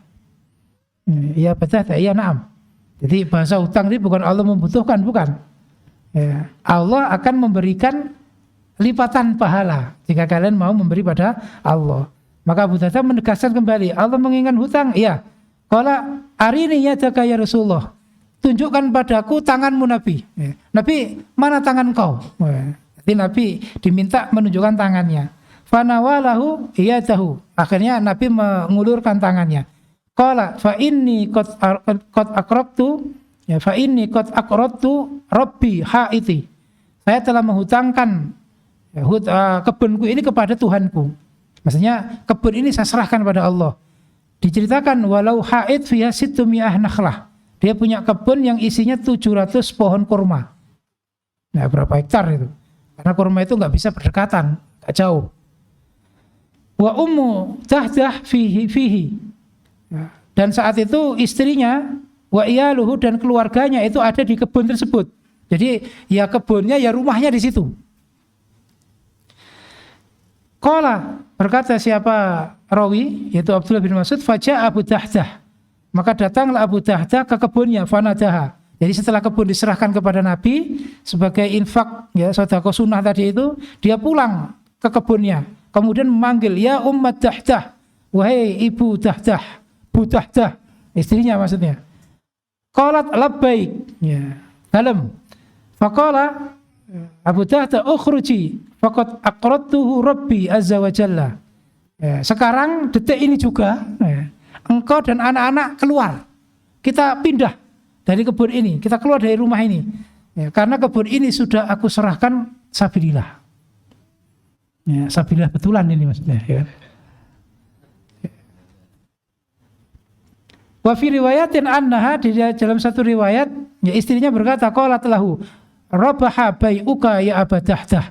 Sungguh beruntung ya perdaganganmu wahai Abu Tahdah. Artinya istrinya menyambut alhamdulillah. Ya, sungguh beruntung perdaganganmu. Nah, enggak malah dimarahi ya. Nah, ini istri zaman dulu ini kan. Sekarang pun insya Allah begitu ya. Tinggal bapaknya berani apa enggak. Di kebun satu-satunya yang menjadi sumber ya, utama dari maesahnya itu diserahkan. Ini bukan berarti hanya itu saja yang lain enggak punya, enggak. Abu Tahdah masih punya yang lain. Tapi itu yang paling istimewa diberikan. Dan istrinya menanggapi dengan tadi itu semangat. Wa naqalat minhu mata'aha wa sibyanaha. Kemudian istrinya Abu Tahdah yaitu memindahkan peralatannya dan anak-anaknya. Ya, langsung saat itu tanpa musyawarah dulu. Ya, masa pertimbangan kok enggak ngajak musyawarah dulu. Ya, enggak begitu, langsung disetujui. Wa inna Rasulullah sallallahu alaihi wasallam qala kam idki radahin fil jannah. Ya, banyak dompolan apa? Ya, untayan ya berlian ya. Untayan berlian di surga li Abi Tahdah. Jadi Abi Tahdah sudah disiapkan istana yang banyak untayan-untayan berlian sebagai hiasan. Ya, ini sebagai al-jaza' min jinsil amal. Dia menyerahkan pohon yang itu adalah kurma, di surganya diganti pohon yang itu berlian. Nah, jenisnya sama tapi harganya beda. Karena di sana adalah berlian. Wa fil lafdhin rubba nakhlatin mudallah, ya, banyak sekali kurma yang dekat, yang ibarat buah itu ke bawah itu. Ya, urukuha durrun, yang ternyata ya, akarnya itu adalah berlian. Wa yakut, ya, yakut itu juga sama berlian. Li Abi Tahdah fil jannah. Jadi istananya dihiasi dengan pohon kurma-kurma yang itu bukan pohon seperti pohon kurma, hanya bentuknya tapi isinya berlian. Ini salah satu bentuk ketika kebersamaan itu terwujud, ya, satu sama lain masing-masing itu berlomba-lomba ihtisabul ajri, berlomba-lomba memberi ya, sesuatu yang dimiliki untuk mencari pahala. Yang keempat, Ani bin Umar qala Rasulullah sallallahu alaihi wasallam, inna lillahi aqwaman. Bagi Allah itu ada sebuah kaum. ikhtassahum bin ni'am. Allah mengkhususkan untuk mereka nikmat yang banyak. Untuk apa? Limana fi'il ibad. Untuk memberi kemanfaatan hamba-hambanya yang lain. Yukirruhum fiha ma yabdulunaha. Allah menetapkan nikmat tersebut pada mereka selama mereka memberikan nikmat itu untuk orang lain. Jadi ibaratnya sebagai tempat lewat. Jadi kaum yang oleh Allah ditunjuk, ditentukan banyak punya nikmat untuk apa? Supaya dia berbagi dengan yang lain. Dan nikmat itu tetap mereka miliki selama mereka berbagi. Fa idza mana'uha, ketika mereka menahan nikmat itu, naza'aha, Allah akan mencabut nikmat tersebut dari mereka, minum dari mereka. Fahawwalaha ila ghairihim, maka Allah memindah nikmat itu kepada selain mereka. Ini salah satu bukti nyata. Ketika nikmat itu ada dalam diri kita, kalau ingin nikmat itu selalu ada, kita supaya banyak berbagi, terutama dari sisi yang wajib, yaitu zakat. Nah, ditambah yang sunnah. Maka di sini kebersamaan itu akan muncul ketika yang punya berbagi kepada yang nggak punya, yang ngerti berbagi pada orang yang belum ngerti, yang kuat berbagi kekuatannya menolong yang lemah, dari semua sisi. Nah, pasti di situ akan terwujud kebersamaan. Ya, meskipun bersama, gerudak-geruduk bersama, kumpul-kumpul bersama, tapi masing-masing tidak ada iktisabul ajr, yang ada masalihul hajah, kepentingan pribadi. Nah, ini repot. Kumpul karena ada kepentingan pribadi. Ketika dia dapatkan ya bisa kumpul terus, tapi kalau ya sudah nggak dapatkan dia akan hilang, ya, pergi lagi. Nanti kalau ada kepentingan datang lagi. Nah, seperti itulah. Ya, kalau kebersamaan tidak didasari dengan ini tadi, ihtisabul ajri. Makanya istiqomah dalam kebaikan itu kuncinya ihtisabul ajr. Sehingga seperti puasa. Puasa itu kan pekerjaan berat. Selama full 30 hari puasa. Makanya Allah menyatakan mensoma Ramadhana imanan wahtisaban. Kenapa kok ada syarat wahtisaban? Itu untuk ya membuat istiqomah. Karena kalau mencari pahala seberat apapun dia akan bertahan. Tapi kalau orang itu ya tidak mencari pahala, hanya pura-pura, mungkin puasa di saat di depan orang, begitu di rumah makan. Nanti pada saat buka bersama, ikut buka bersama. Nah, padahal tadi sudah makan. Nah, itu berarti nggak ihtisabul ajr, nggak akan tahan itu. Ya. Tidak akan istiqomah. Nah, ini makanya perlu ya, ihtisabul ajr agar kita tadi itu ikhlas dan istiqomah. Yang keempat alamatnya adalah jam berapa ini? Wah, jam 10. Masih pagi ini. Asrama. Kalau Nabi tadi kan 4 hari 4 malam, ya kan? Itu membuat parit. Ya. Kalau ini kan duduk, kopi siap, ya kan? Ya, bisa menikmati kopi. Ada yang mbak jajan juga. Sampai jam 12 insya Allah nanti. Ya jam 12 kurang lah. Kurangnya nggak tahu nanti. Yang keempat adalah salamatus sodri, selamat hatinya. Sodri itu ada artinya hati. Artinya hati yang lebar, hati yang longgar, berjiwa besar. Itu namanya salamatus sodri. Kebersamaan itu akan terwujud kalau kita berjiwa besar. Ya. Bukan jiwa kecil yang di situ baperan, mutungan, ngambekan. Ya. Terus punya kepentingan, ada apa-apa putus asa, enggak begitu. Ya, kebersamaan itu akan diwujudkan kalau masing-masing punya jiwa yang besar, jiwa yang istilahnya itu apa? Ngelenggono itu. Ya, sakdermo. Dan ini akan memunculkan dua hal, al-ulfah dan ta'awun. Al-ulfah itu rukun kompak, ta'awun itu bekerja sama yang baik. Rukun kompak bekerjasama yang baik. Jadi salamatus sodri ini adalah tafsir dari atau pengertian dari tadi itu al-arwah junudun mujannadah. Jadi kalau kita itu hatinya bersih ya bisa menyatu. Kalau hatinya nggak bersih, ada dengki, ada benci, ada merasa hebat sendiri, itu nggak mungkin bisa bersatu. Mungkin bisa bersatu. Makanya Nabi sendiri disebut Muhammadun Rasulullah walladzina ma'ahu. Ya. Nabi itu adalah utusan Allah dan orang-orang yang bersama Nabi sahabatnya bersama Nabi. Ma'ahu itu berarti sama bersama Nabi. Nabi sendiri juga mempunyai perilaku yang membuat sahabatnya itu bersatu, menyatu dengan Nabi. Walau kunta fadhdun ghalidhal qalbi lam faddu min haulik. Ada beberapa dalil. Yang pertama qala Allah Ta'ala wa'tasimu bihablillahi jami'an wa la tafarraqu. Dalil ngelontok ini soalnya ini kan. Ya, ngelontok apa tapi pengertiannya ya, dulu kita mengartikan itu ya, kurang tepat ya. Berpeganglah teguh dengan tali Allah dengan berjamaah, artinya dengan bersama-sama. Karena banyak amal ibadah itu yang tidak bisa kita lakukan sendiri. Seperti cari ilmu, bisa nggak sendiri? Nggak bisa. Cari ilmu berarti harus ada guru dan murid. Ya. Man akhadhal ilma wahdah, kharaja wahdah. Siapa yang mengambil ilmu sendiri, baca-baca sendiri, menyimpulkan sendiri, menggabungkan sana sini, dilihat-lihat sendiri, didengar-dengar sendiri, disimpulkan sendiri, maka kharaja wahdah. Maka ilmu yang dibawa itu nggak ada apa-apanya. Nggak menghasilkan apa-apa. Nah, itu salah satu bahwa kebersamaan itu pasti menjadi syarat bagaimana kita bisa menetapi agama Allah. Jadi di sini jami'an di sini bukan makna yang dulu kita pahami ya, jami'an khusus spesifik hanya beramir, berbeat, bertaat. Ya. Ya tidak hanya itu dari sisi siasat syariah. Ya, dan itu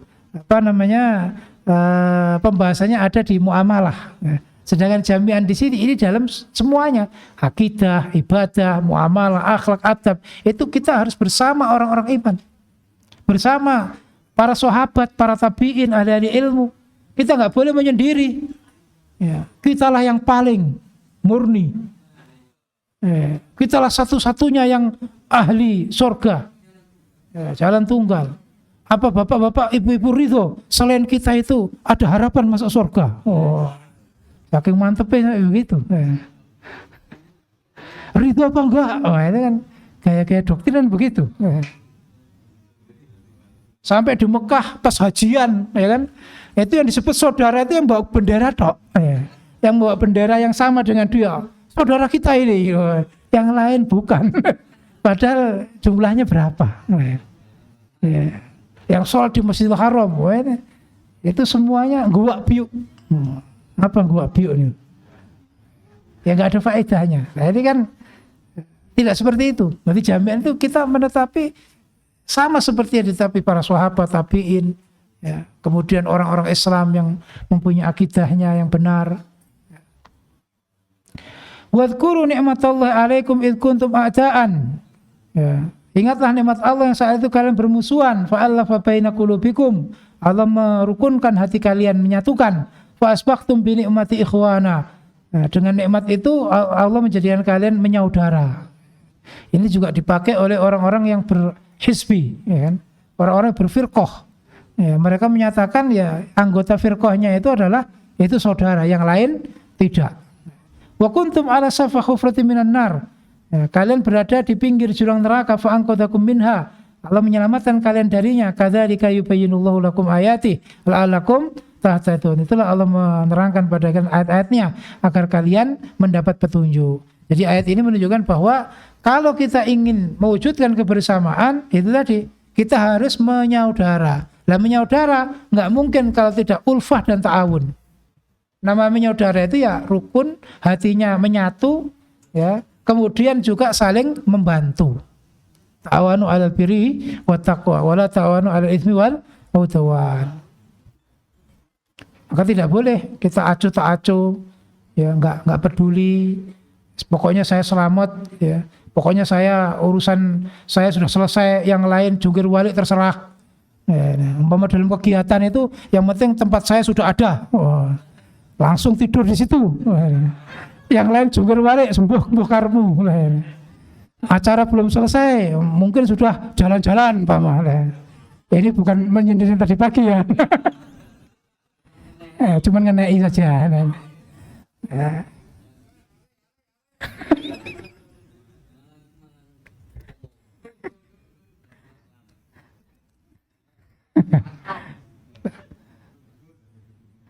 Yang kedua Nabi Idris a'idillah qala marra rajulun faqumtu ilaihi. Ada seorang laki-laki lewat kemudian saya berdiri. Faqultu inna hadza haddatsani bi hadisi Rasulillah. Orang ini telah bercerita kepadaku satu hadisnya Nabi. Fahal sami'tahu? Apakah kamu mendengarnya? Yakni Mu'ad. Yang dimaksud adalah Mu'ad kamu mendengar qala. Ya.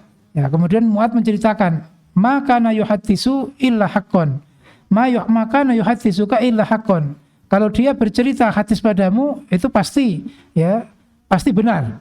Ya, dia tidak bercerita kecuali dengan yang benar. Fa akhbartuhu, maka aku menghabarkan. Qala qad sami'tu hadza, saya mendengar darinya yaitu Mu'ad tadi. Min Rasulillah, dari Rasulullah sallallahu alaihi wasallam. Yakni fi al-mutahabbina, orang-orang yang saling mencintai fillah dalam urusan Allah, saling mencintai, saling mengasihi. Yaitu yudhilluhumullahu fi dhilli arsyihi yauma la dhilla illa dhilluh. Allah akan menaungi mereka di naungan arsy-Nya saat hari kiamat, saat itu tidak ada naungan kecuali naungannya. Jadi menjadi satu-satunya yang selamat. Wa ma huwa afdalu minhu. Ya. Apa ada yang lebih afdal dari itu? Qultu rahimakallah. Ya. Demi Allah, semoga Allah menyayangimu. Wa ma huwa afdalu minhu. Yang lebih afdal dari itu qala sami'tu Rasulullah sallallahu alaihi wasallam ya'thuru anillahi azza wajal, yaitu menceritakan dari Allah, berarti hadits qudsi. Ya, Allah menyatakan qala haqqat mahabbati lil mutahabbina fillah. Wajib cintaku untuk orang-orang yang saling mencintai di dalam urusanku.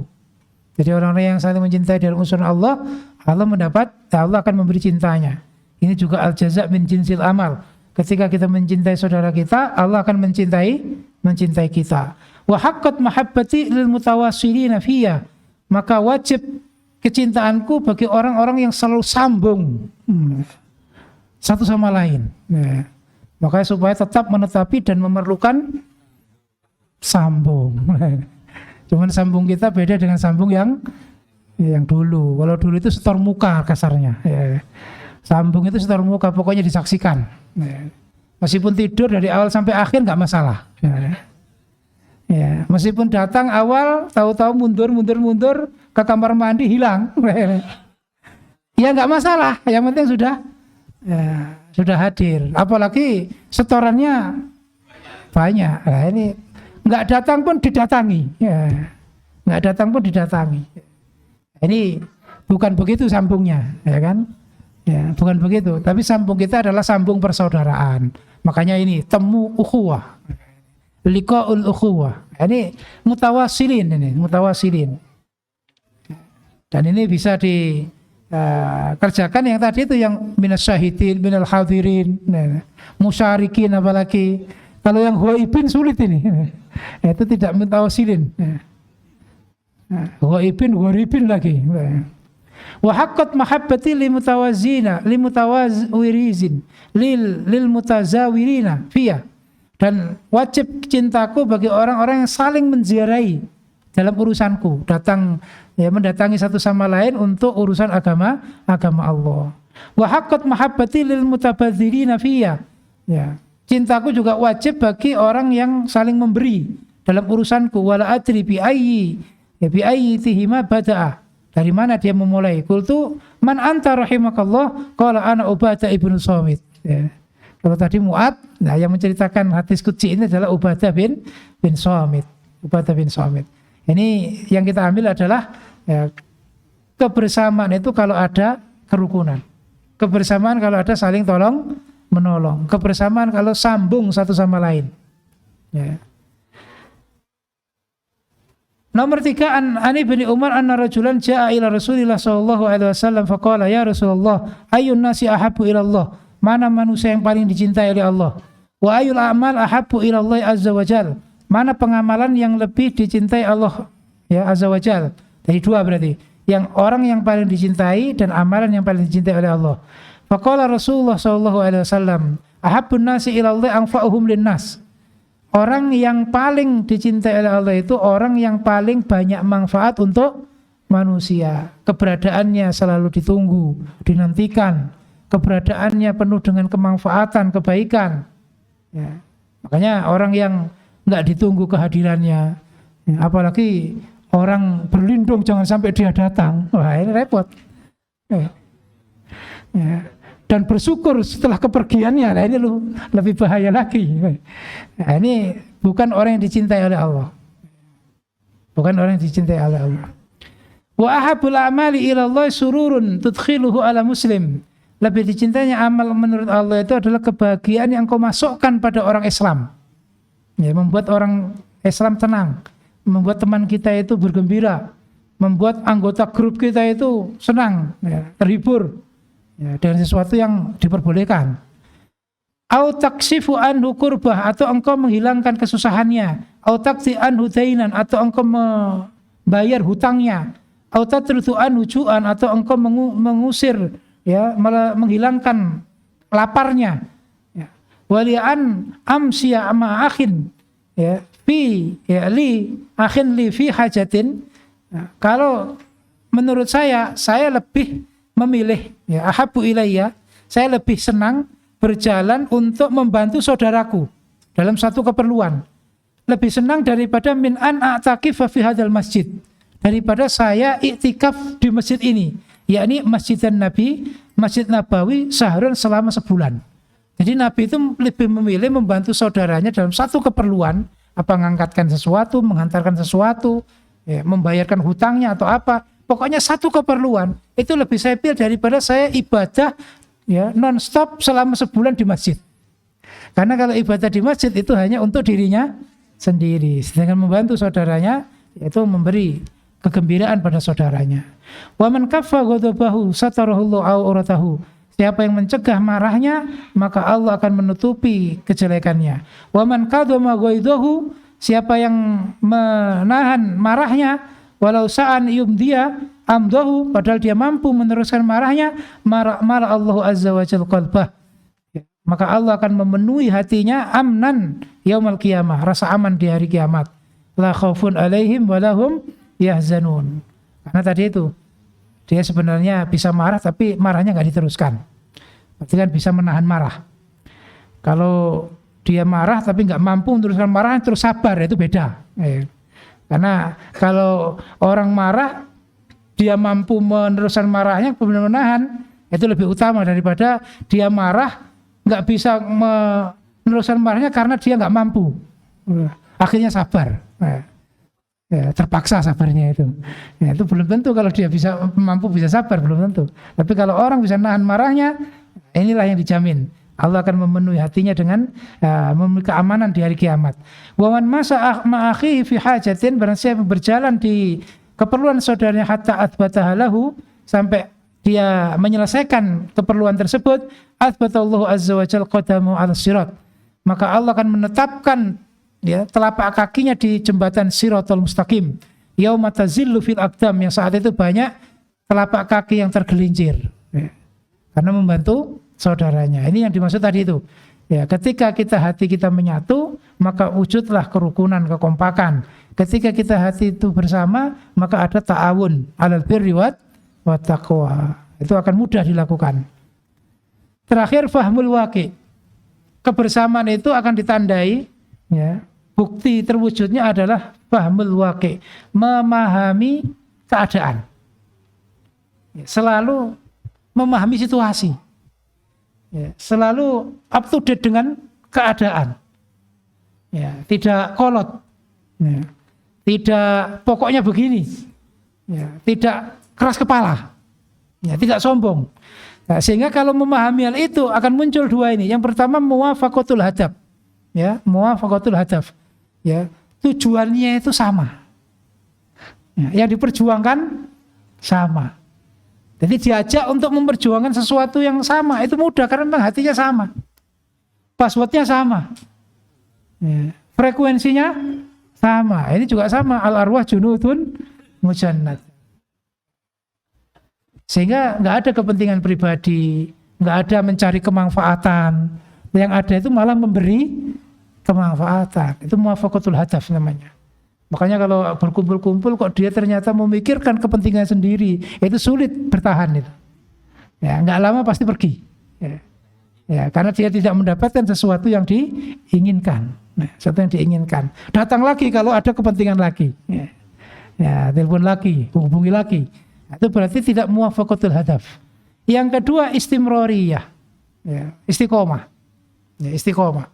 Karena dengan memahami sesuatu dengan pas itu akan menciptakan keberhasilan. Ya. Muwafaqah itu juga pengertiannya juga maksudnya tepat sasaran. Ya, sehingga juga bisa istiqomah. Maka kita lihat dalilnya. Yang pertama adalah firman Allah tentang tabayyun. Wa idza ja'ahum amrun minal amni awil khaufi adza'u bi. Ya, orang-orang munafik itu ketika datang pada mereka ya, suatu keadaan baik aman atau menakutkan, ada berita gitu saja, adza'u bi, mereka langsung menyebarkan. Mereka tidak mempertimbangkan ini menyakiti orang lain, ini benar apa enggak, ini sesuai kenyataan apa enggak diteliti dulu, enggak tabayun dulu, enggak klarifikasi dulu, langsung disebarkan. Ini ada berita baru, breaking news. Padahal itu adalah kejelekan orang lain, itu aib orang lain. Walau rudduhu ila rasul wa ila uli amri. Seandainya orang munafik itu mengembalikan kepada Rasul dan pada orang yang punya perkara, ya, artinya yang berkompeten di bidang itu, minhum dari mereka, yaitu para pengaturnya, la alimahul ladzina yastambitunahu minhum. Niscaya orang-orang yang bisa menyimpulkan itu akan mengerti, sehingga memberi solusi. Kalau masalah ilmu, tanya pada ahli ilmu, jangan bertanya pada yang bukan ahli ilmu. Ya. Sudah tahu yang akan ditanya enggak bisa jawab, masih ditanya, sehingga jawabannya pasti ngawur, Makanya ya, kembalikan kepada ahlinya. Walau la fadlullahi alaikum warahmatullahi taba'atumus syaitan illa qalila. Seandainya tidak ada keutamaan Allah dan rahmatnya, niscaya kalian akan mengikuti setan. Ya, semuanya begitu kecuali sedikit. Jadi ya bentuk dari kalau kita berusaha menyesuaikan dengan keadaan yang sebenarnya, kita tidak serampangan, tidak gerusa-gerusu, tidak tergesa-gesa menyimpulkan sesuatu, menvonis sesuatu, ya. Pasti kita akan mendapatkan situasi yang tenang, situasi yang menenteramkan, bukan hawa yang panas, ya, bukan emosi. Ya. Kalau orang diajak duduk membahas bersama aja nggak mau, pasti isinya emosi. Ya. Apalagi sudah pokoknya jangan duduk bersama. Apalagi sampai membahas dalil. Kita itu pasti kalah. Ya. Padahal sudah ngakui padahal. Nah, itu tidak mengembalikan pada ahlinya. Yang kedua, Nabi Hurairah radhiyallahu anhu qalatil ansar lin Nabi iksim bainana wa baina ikhwanina an-nakhil. Nabi, bagilah untuk kami ya kurma kami untuk saudara kami. Jadi orang Ansor itu kan para petani kurma. Ya, mereka punya perkebunan kurma. Nah, ketika banyak orang muhajir dari Mekah ya hijrah ke Madinah, mereka ingin ya Nabi itu membagi kurma, ya membagi kebun mereka untuk orang muhajir. Pokoknya bagi saja Nabi, saya punya 10 hektar, 5 untuk orang muhajir. Ya, 5 untuk saya. Inginnya orang Ansor begitu. Jadi tanpa diperintah Nabi. Karena ini tadi, ya mereka memahami situasi. Ya, orang yang hijrah, ya tadi hijrah Nabi tadi itu kan setahun sebelumnya sahabat sudah hijrah. Hijrah itu nggak bawa apa-apa. Karena orang Quraisy punya ya ketentuan, silakan hijrah, tapi nggak boleh bawa apa-apa. Kalau bawa apa-apa pasti akan kami tahan. Ya. Kecuali hijrahnya Umar. Ya, kalau Umar hijrahnya terang-terangan. Ya, berangkat hijrah, sholat 2 rakaat di Masjidil Haram, ya, dilihat oleh orang Quraisy, kemudian ngambil anak panah, ngambil pedang, dan berkata, wahai orang Quraisy, ya masyarakat Quraisy, siapa yang ya, ingin ibunya kehilangan anaknya, siapa yang ingin istrinya jadi janda, siapa yang ingin anak-anak jadi yatim piatu, temui saya di sana. Ditunggu oleh Umar beberapa waktu, nggak ada yang datang. Sinten sing hijrah koyo ngoten niku. Napa nunggu sidang? Kirim surat secara terbuka. Sherlock. Jadi Umar begitu, yang lain tidak. Ya. Makanya di sini orang Ansor memahami hal itu. Mereka datang, ya, nggak bawa apa-apa, sehingga mereka ada tadi itu perhatian secara emosi itu mereka bersatu, menyatu. Wah, saudaraku nggak punya apa-apa. Ya, sampai Sa'ad bin Sa'ad bin Waqi apa siapa itu sampai berkata kepada yang dipersaudarakan oleh Nabi kepada dia, yaitu Abdurrahman bin Auf, karena Nabi kan menyaudarakan orang Ansor dengan orang Muhajir. Nah, Abdurrahman bin Auf disaudarakan pada Sa'ad bin Rabi', namanya Sa'ad bin Rabi'. Sampai Sa'ad bin Rabi' itu ngomong, saya punya 2 istri. Ya, lihat mana yang kamu cocok. Maka akan saya cerai sampai iddahnya selesai, silakan kamu nikah. Dan saya punya separuh harta, ambil separuh. Itu karena memahami saudaranya nggak punya apa-apa. Akan mereka juga berkata pada Nabi, bagi saja Nabi, kebun kita separuh-separuh. Tapi oleh Nabi nggak bisa. Kenapa Nabi menyatakan nggak bisa? Karena orang Muhajir tidak ahli dalam pertanian. Kalau nanti diberi pohon kurma, mati semua. Ya. Nggak ada faedah. Maka faqala Nabi takfuna al-mauna, silakan kalian memberi biaya pada kami. Wa nusrikum fil thamarah, maka kami bersama-sama dalam buah. Artinya apa? Kita jadi pekerja kalian. Ya. Yang mendanai, yang membimbing, yang istilahnya itu mengawasi, sehingga panen dan kita bisa berbagi dalam hasil. Qalu sami'na wa ata'na. Ini karena apa? Tadi itu fahmul waqi', memahami realita. Nah, sekarang realitinya setelah hijrah ini apa yang kita dapatkan? Bagaimana keadaan kita?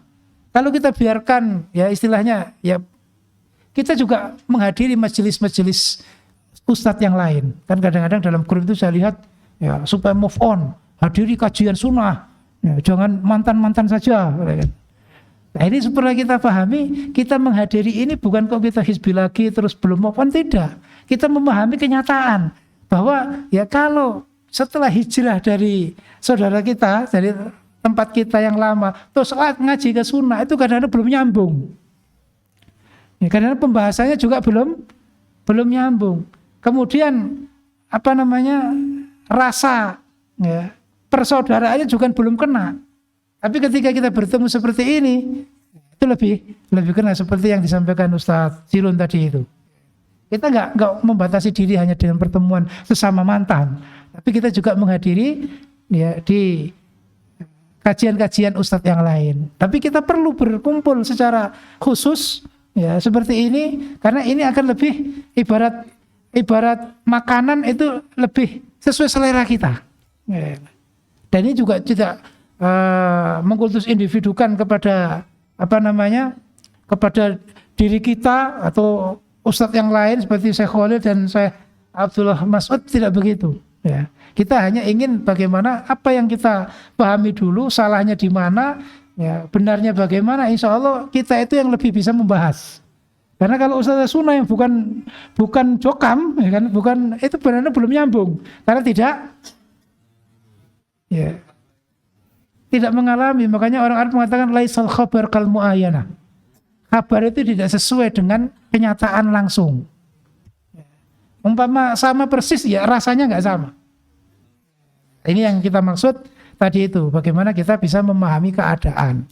Jadi kembali lagi, kita membentuk kepengurusan itu, ya, tujuan kita yaitu hanya untuk dakwah dan tarbiyah. Kita tidak membentuk suatu hizbi atau golongan khusus, tidak. Kemudian an Hudzaifah qala qala Rasulullah sallallahu alaihi wasallam man lam yahtam bi amril muslimin falaysa minhum. Ya, siapa yang tidak memperhatikan, tidak ada perhatian dengan perkara orang Islam, maka bukanlah golongan mereka. Artinya kalau ngurusi dirinya sendiri, keluarganya sendiri, golongannya sendiri, ya, secara Islam umum dia nggak peduli, ya, ada bencana mau bantu itu saudara kita di mana saja. Kalau nggak ada ya nggak usah. Itu berarti masuk ke sini. Ya, tidak memperhatikan urusan orang Islam secara umum. Ya. Dunia Islam geger mau dengan pelecehan Al-Quran, karikatur Nabi, itu nggak ada peduli. Wah, itu urusan sana. Palestina dan sebagainya sudah nggak ada peduli. Pokoknya bagaimanapun Islam di dunia nggak ada perhatian dalam dirinya atau kelompoknya, itu masuk kepada ini. Maka dia bukan golongan orang Islam, artinya golongan yang sejati. Wa man lam yusbih yumsi nasihan lillah, siapa yang tidak pagi-pagian, artinya dalam kesehariannya tidak pagi-pagian dan sore-sorean, artinya dalam kesehariannya itu tidak nasihan lillah, memberi nasihat pada Allah, ya, untuk Allah, artinya mengajak pada Allah ketauhidan, wali rasulihi, mengajak pada mengikuti Nabi, wali kitabihi, ya, tidak mengajak untuk mentaati, untuk mengikuti Al-Quran, wali imamihi, dan tidak mengajak mentaati imamnya, pimpinannya orang iman yang mengatur, ya. Kalau dulu adalah Nabi, Khalifah, ya, kemudian para yang menguasai, sampai sekarang ya penguasa kita yang mengatur kehidupan kita itu adalah imam. Wali amatil muslimin, dan tidak ada nasihat untuk kebaikan seluruh orang Islam, maka falaisa minhum, itu bukan golongan mereka. Maka bagi yang sudah hijrah dari kelompok yang hanya ngurusi kelompoknya sendiri, nah, itu berarti sudah tidak termasuk ini. Maka bergembiralah. Tapi kalau hijrah kemudian sibuk dengan urusannya sendiri lagi, nggak peduli dengan urusan umat, ya sama saja, ya, terkena dalil ini. Istilahnya keluar dari mulut harimau, mulut buaya, ya kan, masuk ke mulut harimau. Nah, ini kan sama-sama. Ya, dulu mengkafirkan orang lain, begitu keluar, ya, mengkafirkan yang di dalam. Ya, berarti pindah tempat, ya kan? Pindah tempat. Atau bahkan mengkafirkan yang bukan golongannya lagi, ya repot. Terakhir, wa an Abdurrahman ibni Abdullah ibni Mas'ud an-Nabi qala man nasara qaumahu ala ghairil haq, siapa yang menolong kaumnya untuk menetapi yang tidak hak, fa huwa kal ba'iril ladzi ruddi, ya, maka dia seperti onta yang gelundung, onta yang jatuh ke bawah, ya.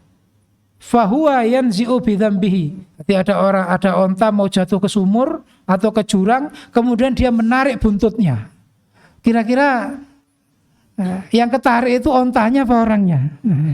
Orangnya. Itu orang kalau menolong golongan yang sesat, golongan syubhat, golongan bid'ah, ya, kalau nggak kuat ilmunya, nggak kuat hujahnya, itu bisa katut.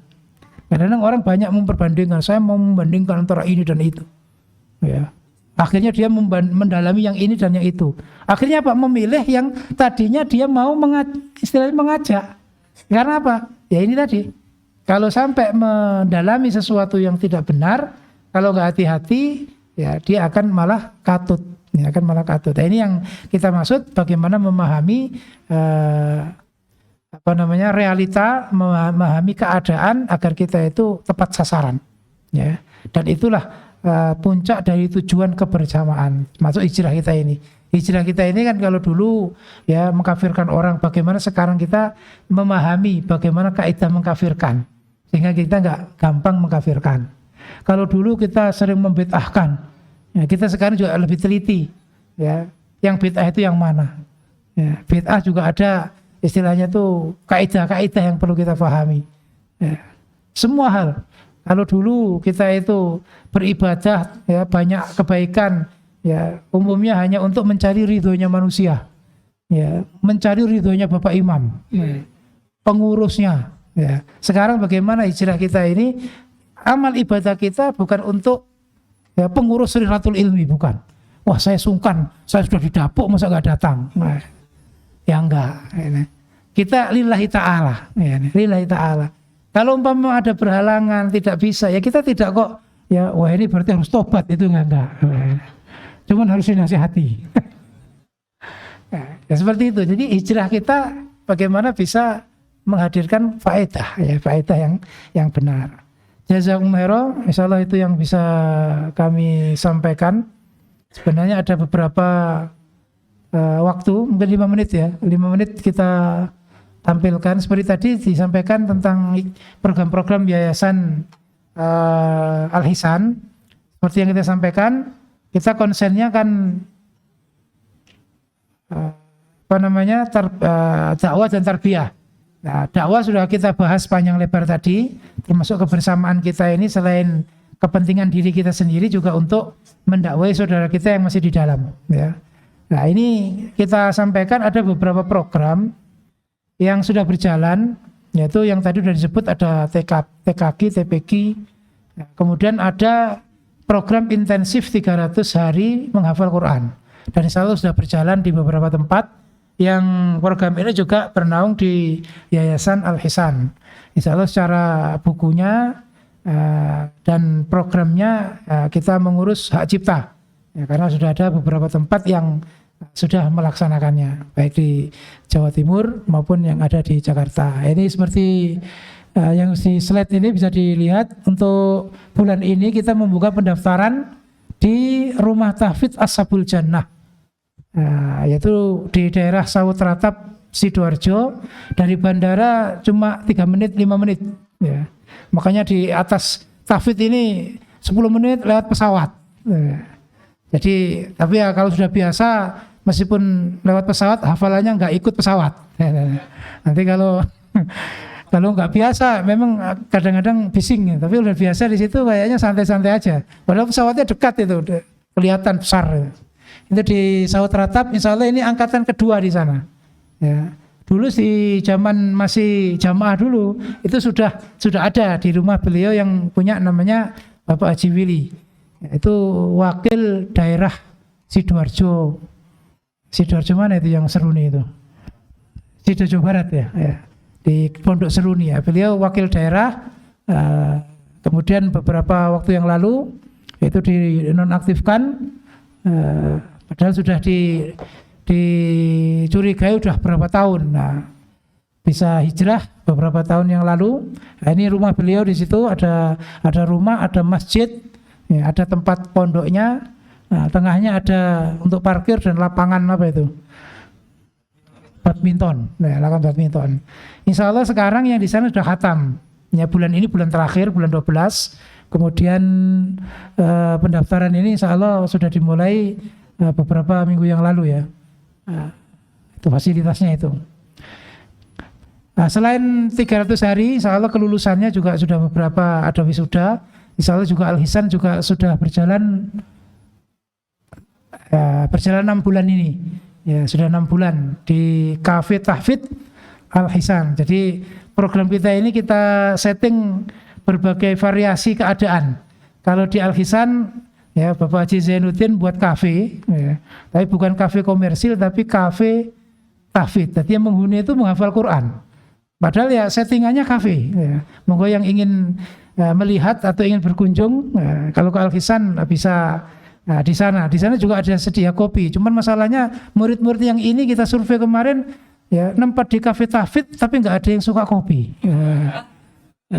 Makanya pendaftaran berikutnya harus dicantumkan. Ya, wajib suka kopi. Kalau nggak suka kopi nggak bisa diterima itu. Khusus di kafe tahfidz ya. Padahal alatnya sudah dilengkapi sama Pak Haji Zainuddin. Alat manual apa saja itu. Cuma mesinnya belum. Karena mau dibelikan mesin nggak ada yang suka ngopi. Pengurusnya mau ke situ, ya nggak ada kopi juga. Kopinya hanya kopi jahiliyah yang ada. Kopi setan. Jadi penghafal tapi dekat dengan setan. Ada yang Villa Tahfidz di Mojokerto. Itu sebuah villa yang ada di kebun duren. Jadi kalau ingin mendengarkan Quran sambil menikmati duren, nah itu di Mojokerto. Itu Ustadz Iqbal yang sering ke sana. Nggak tahu karena muridnya di sana apa karena durennya. Karena durennya itu 1 hektar apa 2 hektar itu kebun duren semua. Ada yang Omah Tahfidz itu di tengah sawah di Batu. Itu di tengah dekat alun-alun, itu 700 meter dari alun-alun. Tapi masuk ke sawah. Kadang-kadang Gojek kalau mau nganter ini bener apa enggak ini? Karena lewat tengah sawah. Ya tengah sawah tapi di tengah kota. Itulah sekilas tentang program tahfidz 300 hari. Untuk penjelasan lebih jelasnya bisa tanya langsung kepada para pengurus, termasuk yang tadi disebut tim TOT pusat dulu. Maka sekarang kita angkat lagi tim TOT pusat juga, supaya derajatnya itu nggak turun, sesama pusat, supaya koper yang dipakai dulu bisa aktif kembali. Dan yang kedua adalah program ya, bahasa Arab. Ini termasuk pendaftaran juga kita buka di bulan ini, akan kita mulai di pertengahan bulan Juni, yaitu program pembelajaran bahasa Arab 100 hari atau 3 bulan. Kalau tadi 300 hari kan 10 bulan. Nah kalau ini 100 hari berarti 3 bulan. Ini insya Allah sementara untuk mulai program ini saya sendiri pindah ke sini, ya, ke Omah Tahfidz, Omah Lugo. Nah, di Omah Batu, di Omah Tahfidz itu kita ada 2 rumah untuk tahfidz dan 2 rumah untuk bahasa. Itu kita sebut Omah Lugo. Insya Allah nanti pembelajarannya ya dari bangun tidur sampai tidur lagi. Ya. Nah, intensif. Nanti sementara saya di sana dulu. Nanti dilihat dulu. Nanti kalau memang tidak bisa ditinggal, mungkin rihlahnya libur dulu nanti. Tapi kalau ada asisten, insya Allah bisa ditinggal. Karena ini program yang awal perlu kita dampingi langsung. Ya, karena ini juga menggunakan melatih membaca, mendengarkan bahasa Arab, ya, kemudian menulis juga dengan seni tulisan, ada kaligrafi itu, kemudian ada kemahiran berbicara. Ya. Insya Allah untuk kemahiran berbicara kita sudah menghubungi teman kita yang di Malang yang asli lahir di Saudi Arabia. Jadi ibunya orang Malang tapi bapaknya orang Arab. Nah, lahir di sana, nanti bahasa aslinya bahasa Arab. Misalnya itu kita minta ikut menjadi native speakernya, mutakallim al asli, ya, yang berbicara asli. Nah, itu cara bicara, mimik wajah itu asli. Nah, nanti bisa ditiru oleh yang belajar. Nah, kalau ini kan kalau kita ngomong kan nggak asli. Ya. Nah, ini insya Allah kita buka pendaftaran sampai tanggal 10 Juni, ya, sampai 10 Juni 15 insya Allah nanti ada seleksi selama 3 hari. Kalau tahfidz intensif itu 10 hari untuk seleksinya. Kalau yang untuk bahasa insya Allah kita seleksi 3 hari, ya, kita seleksi 3 hari yang nanti 3 hari itu akan kita uji kemampuan menghafal kosakata. Karena insya Allah dalam program ini ada kosakata yang dia harus hafal itu 3.000 kata. Nah, kemudian dari buku-buku pelajarannya juga lumayan, pembicaraan istilahnya muhadzatsah yaumiyah juga banyak sekali. Sebenarnya ini memang kita target untuk thalib, tapi kemarin saya lihat yang daftar sudah ada yang umur 48. Nah, berarti siap 3 bulan di sana ini. Nah, kalau itu yang menjadi program kita dari sisi tarbiyah. Ya, kalau Rihlatul Ilmi tadi dari sisi pendidikan, dari sisi dakwah, insya Allah ini dari sisi tarbiyah, ya, dari tarbiyah. Nah, insya Allah ya itu tadi pindah di Malang untuk persiapan nanti pindah di Bogor ini. Karena kalau masih di Kediri terus ini kok kayaknya nyaman-nyaman saja nanti di sana. Tidak ada tantangan lagi nanti. Insya Allah kita cari tantangan lagi di tempat yang berbeda. Ya dari sisi yaitu tarbiyah, ya dari tarbiyah. Mohon doanya ini Allah memberi kelancaran. Ya. Untuk desain programnya sebenarnya kita siapkan, tapi waktunya nggak cukup. Insya Allah mungkin nanti kalau ada waktu, ya, besok pagi acaranya apa? Besok pagi habis subuh. Ya, habis subuh nanti mungkin ada tausiah dan dilanjut ya, sedikit pemaparan sebelum acara olahraga dan sebagainya. Insya Allah sholat subuh kan di sini. Kita lanjutkan yaitu acara tausiah pagi, ya, kuliah subuh, ya, kuliah subuh. Ya. Jazakumullah khairan. Adapun sekarang silakan waktunya diteruskan seperti yang tadi sudah disampaikan untuk bincang-bincang bagi yang masih betah, ya kan, masih wattnya masih normal. Ya, kalau sudah 5 watt ya istirahat, monggo istirahat. Jazakumullah khairan. Ada kurangnya mohon maaf yang sebesar-besarnya. Allah taala alam. Wassalamualaikum warahmatullahi wabarakatuh. Assalamualaikum warahmatullahi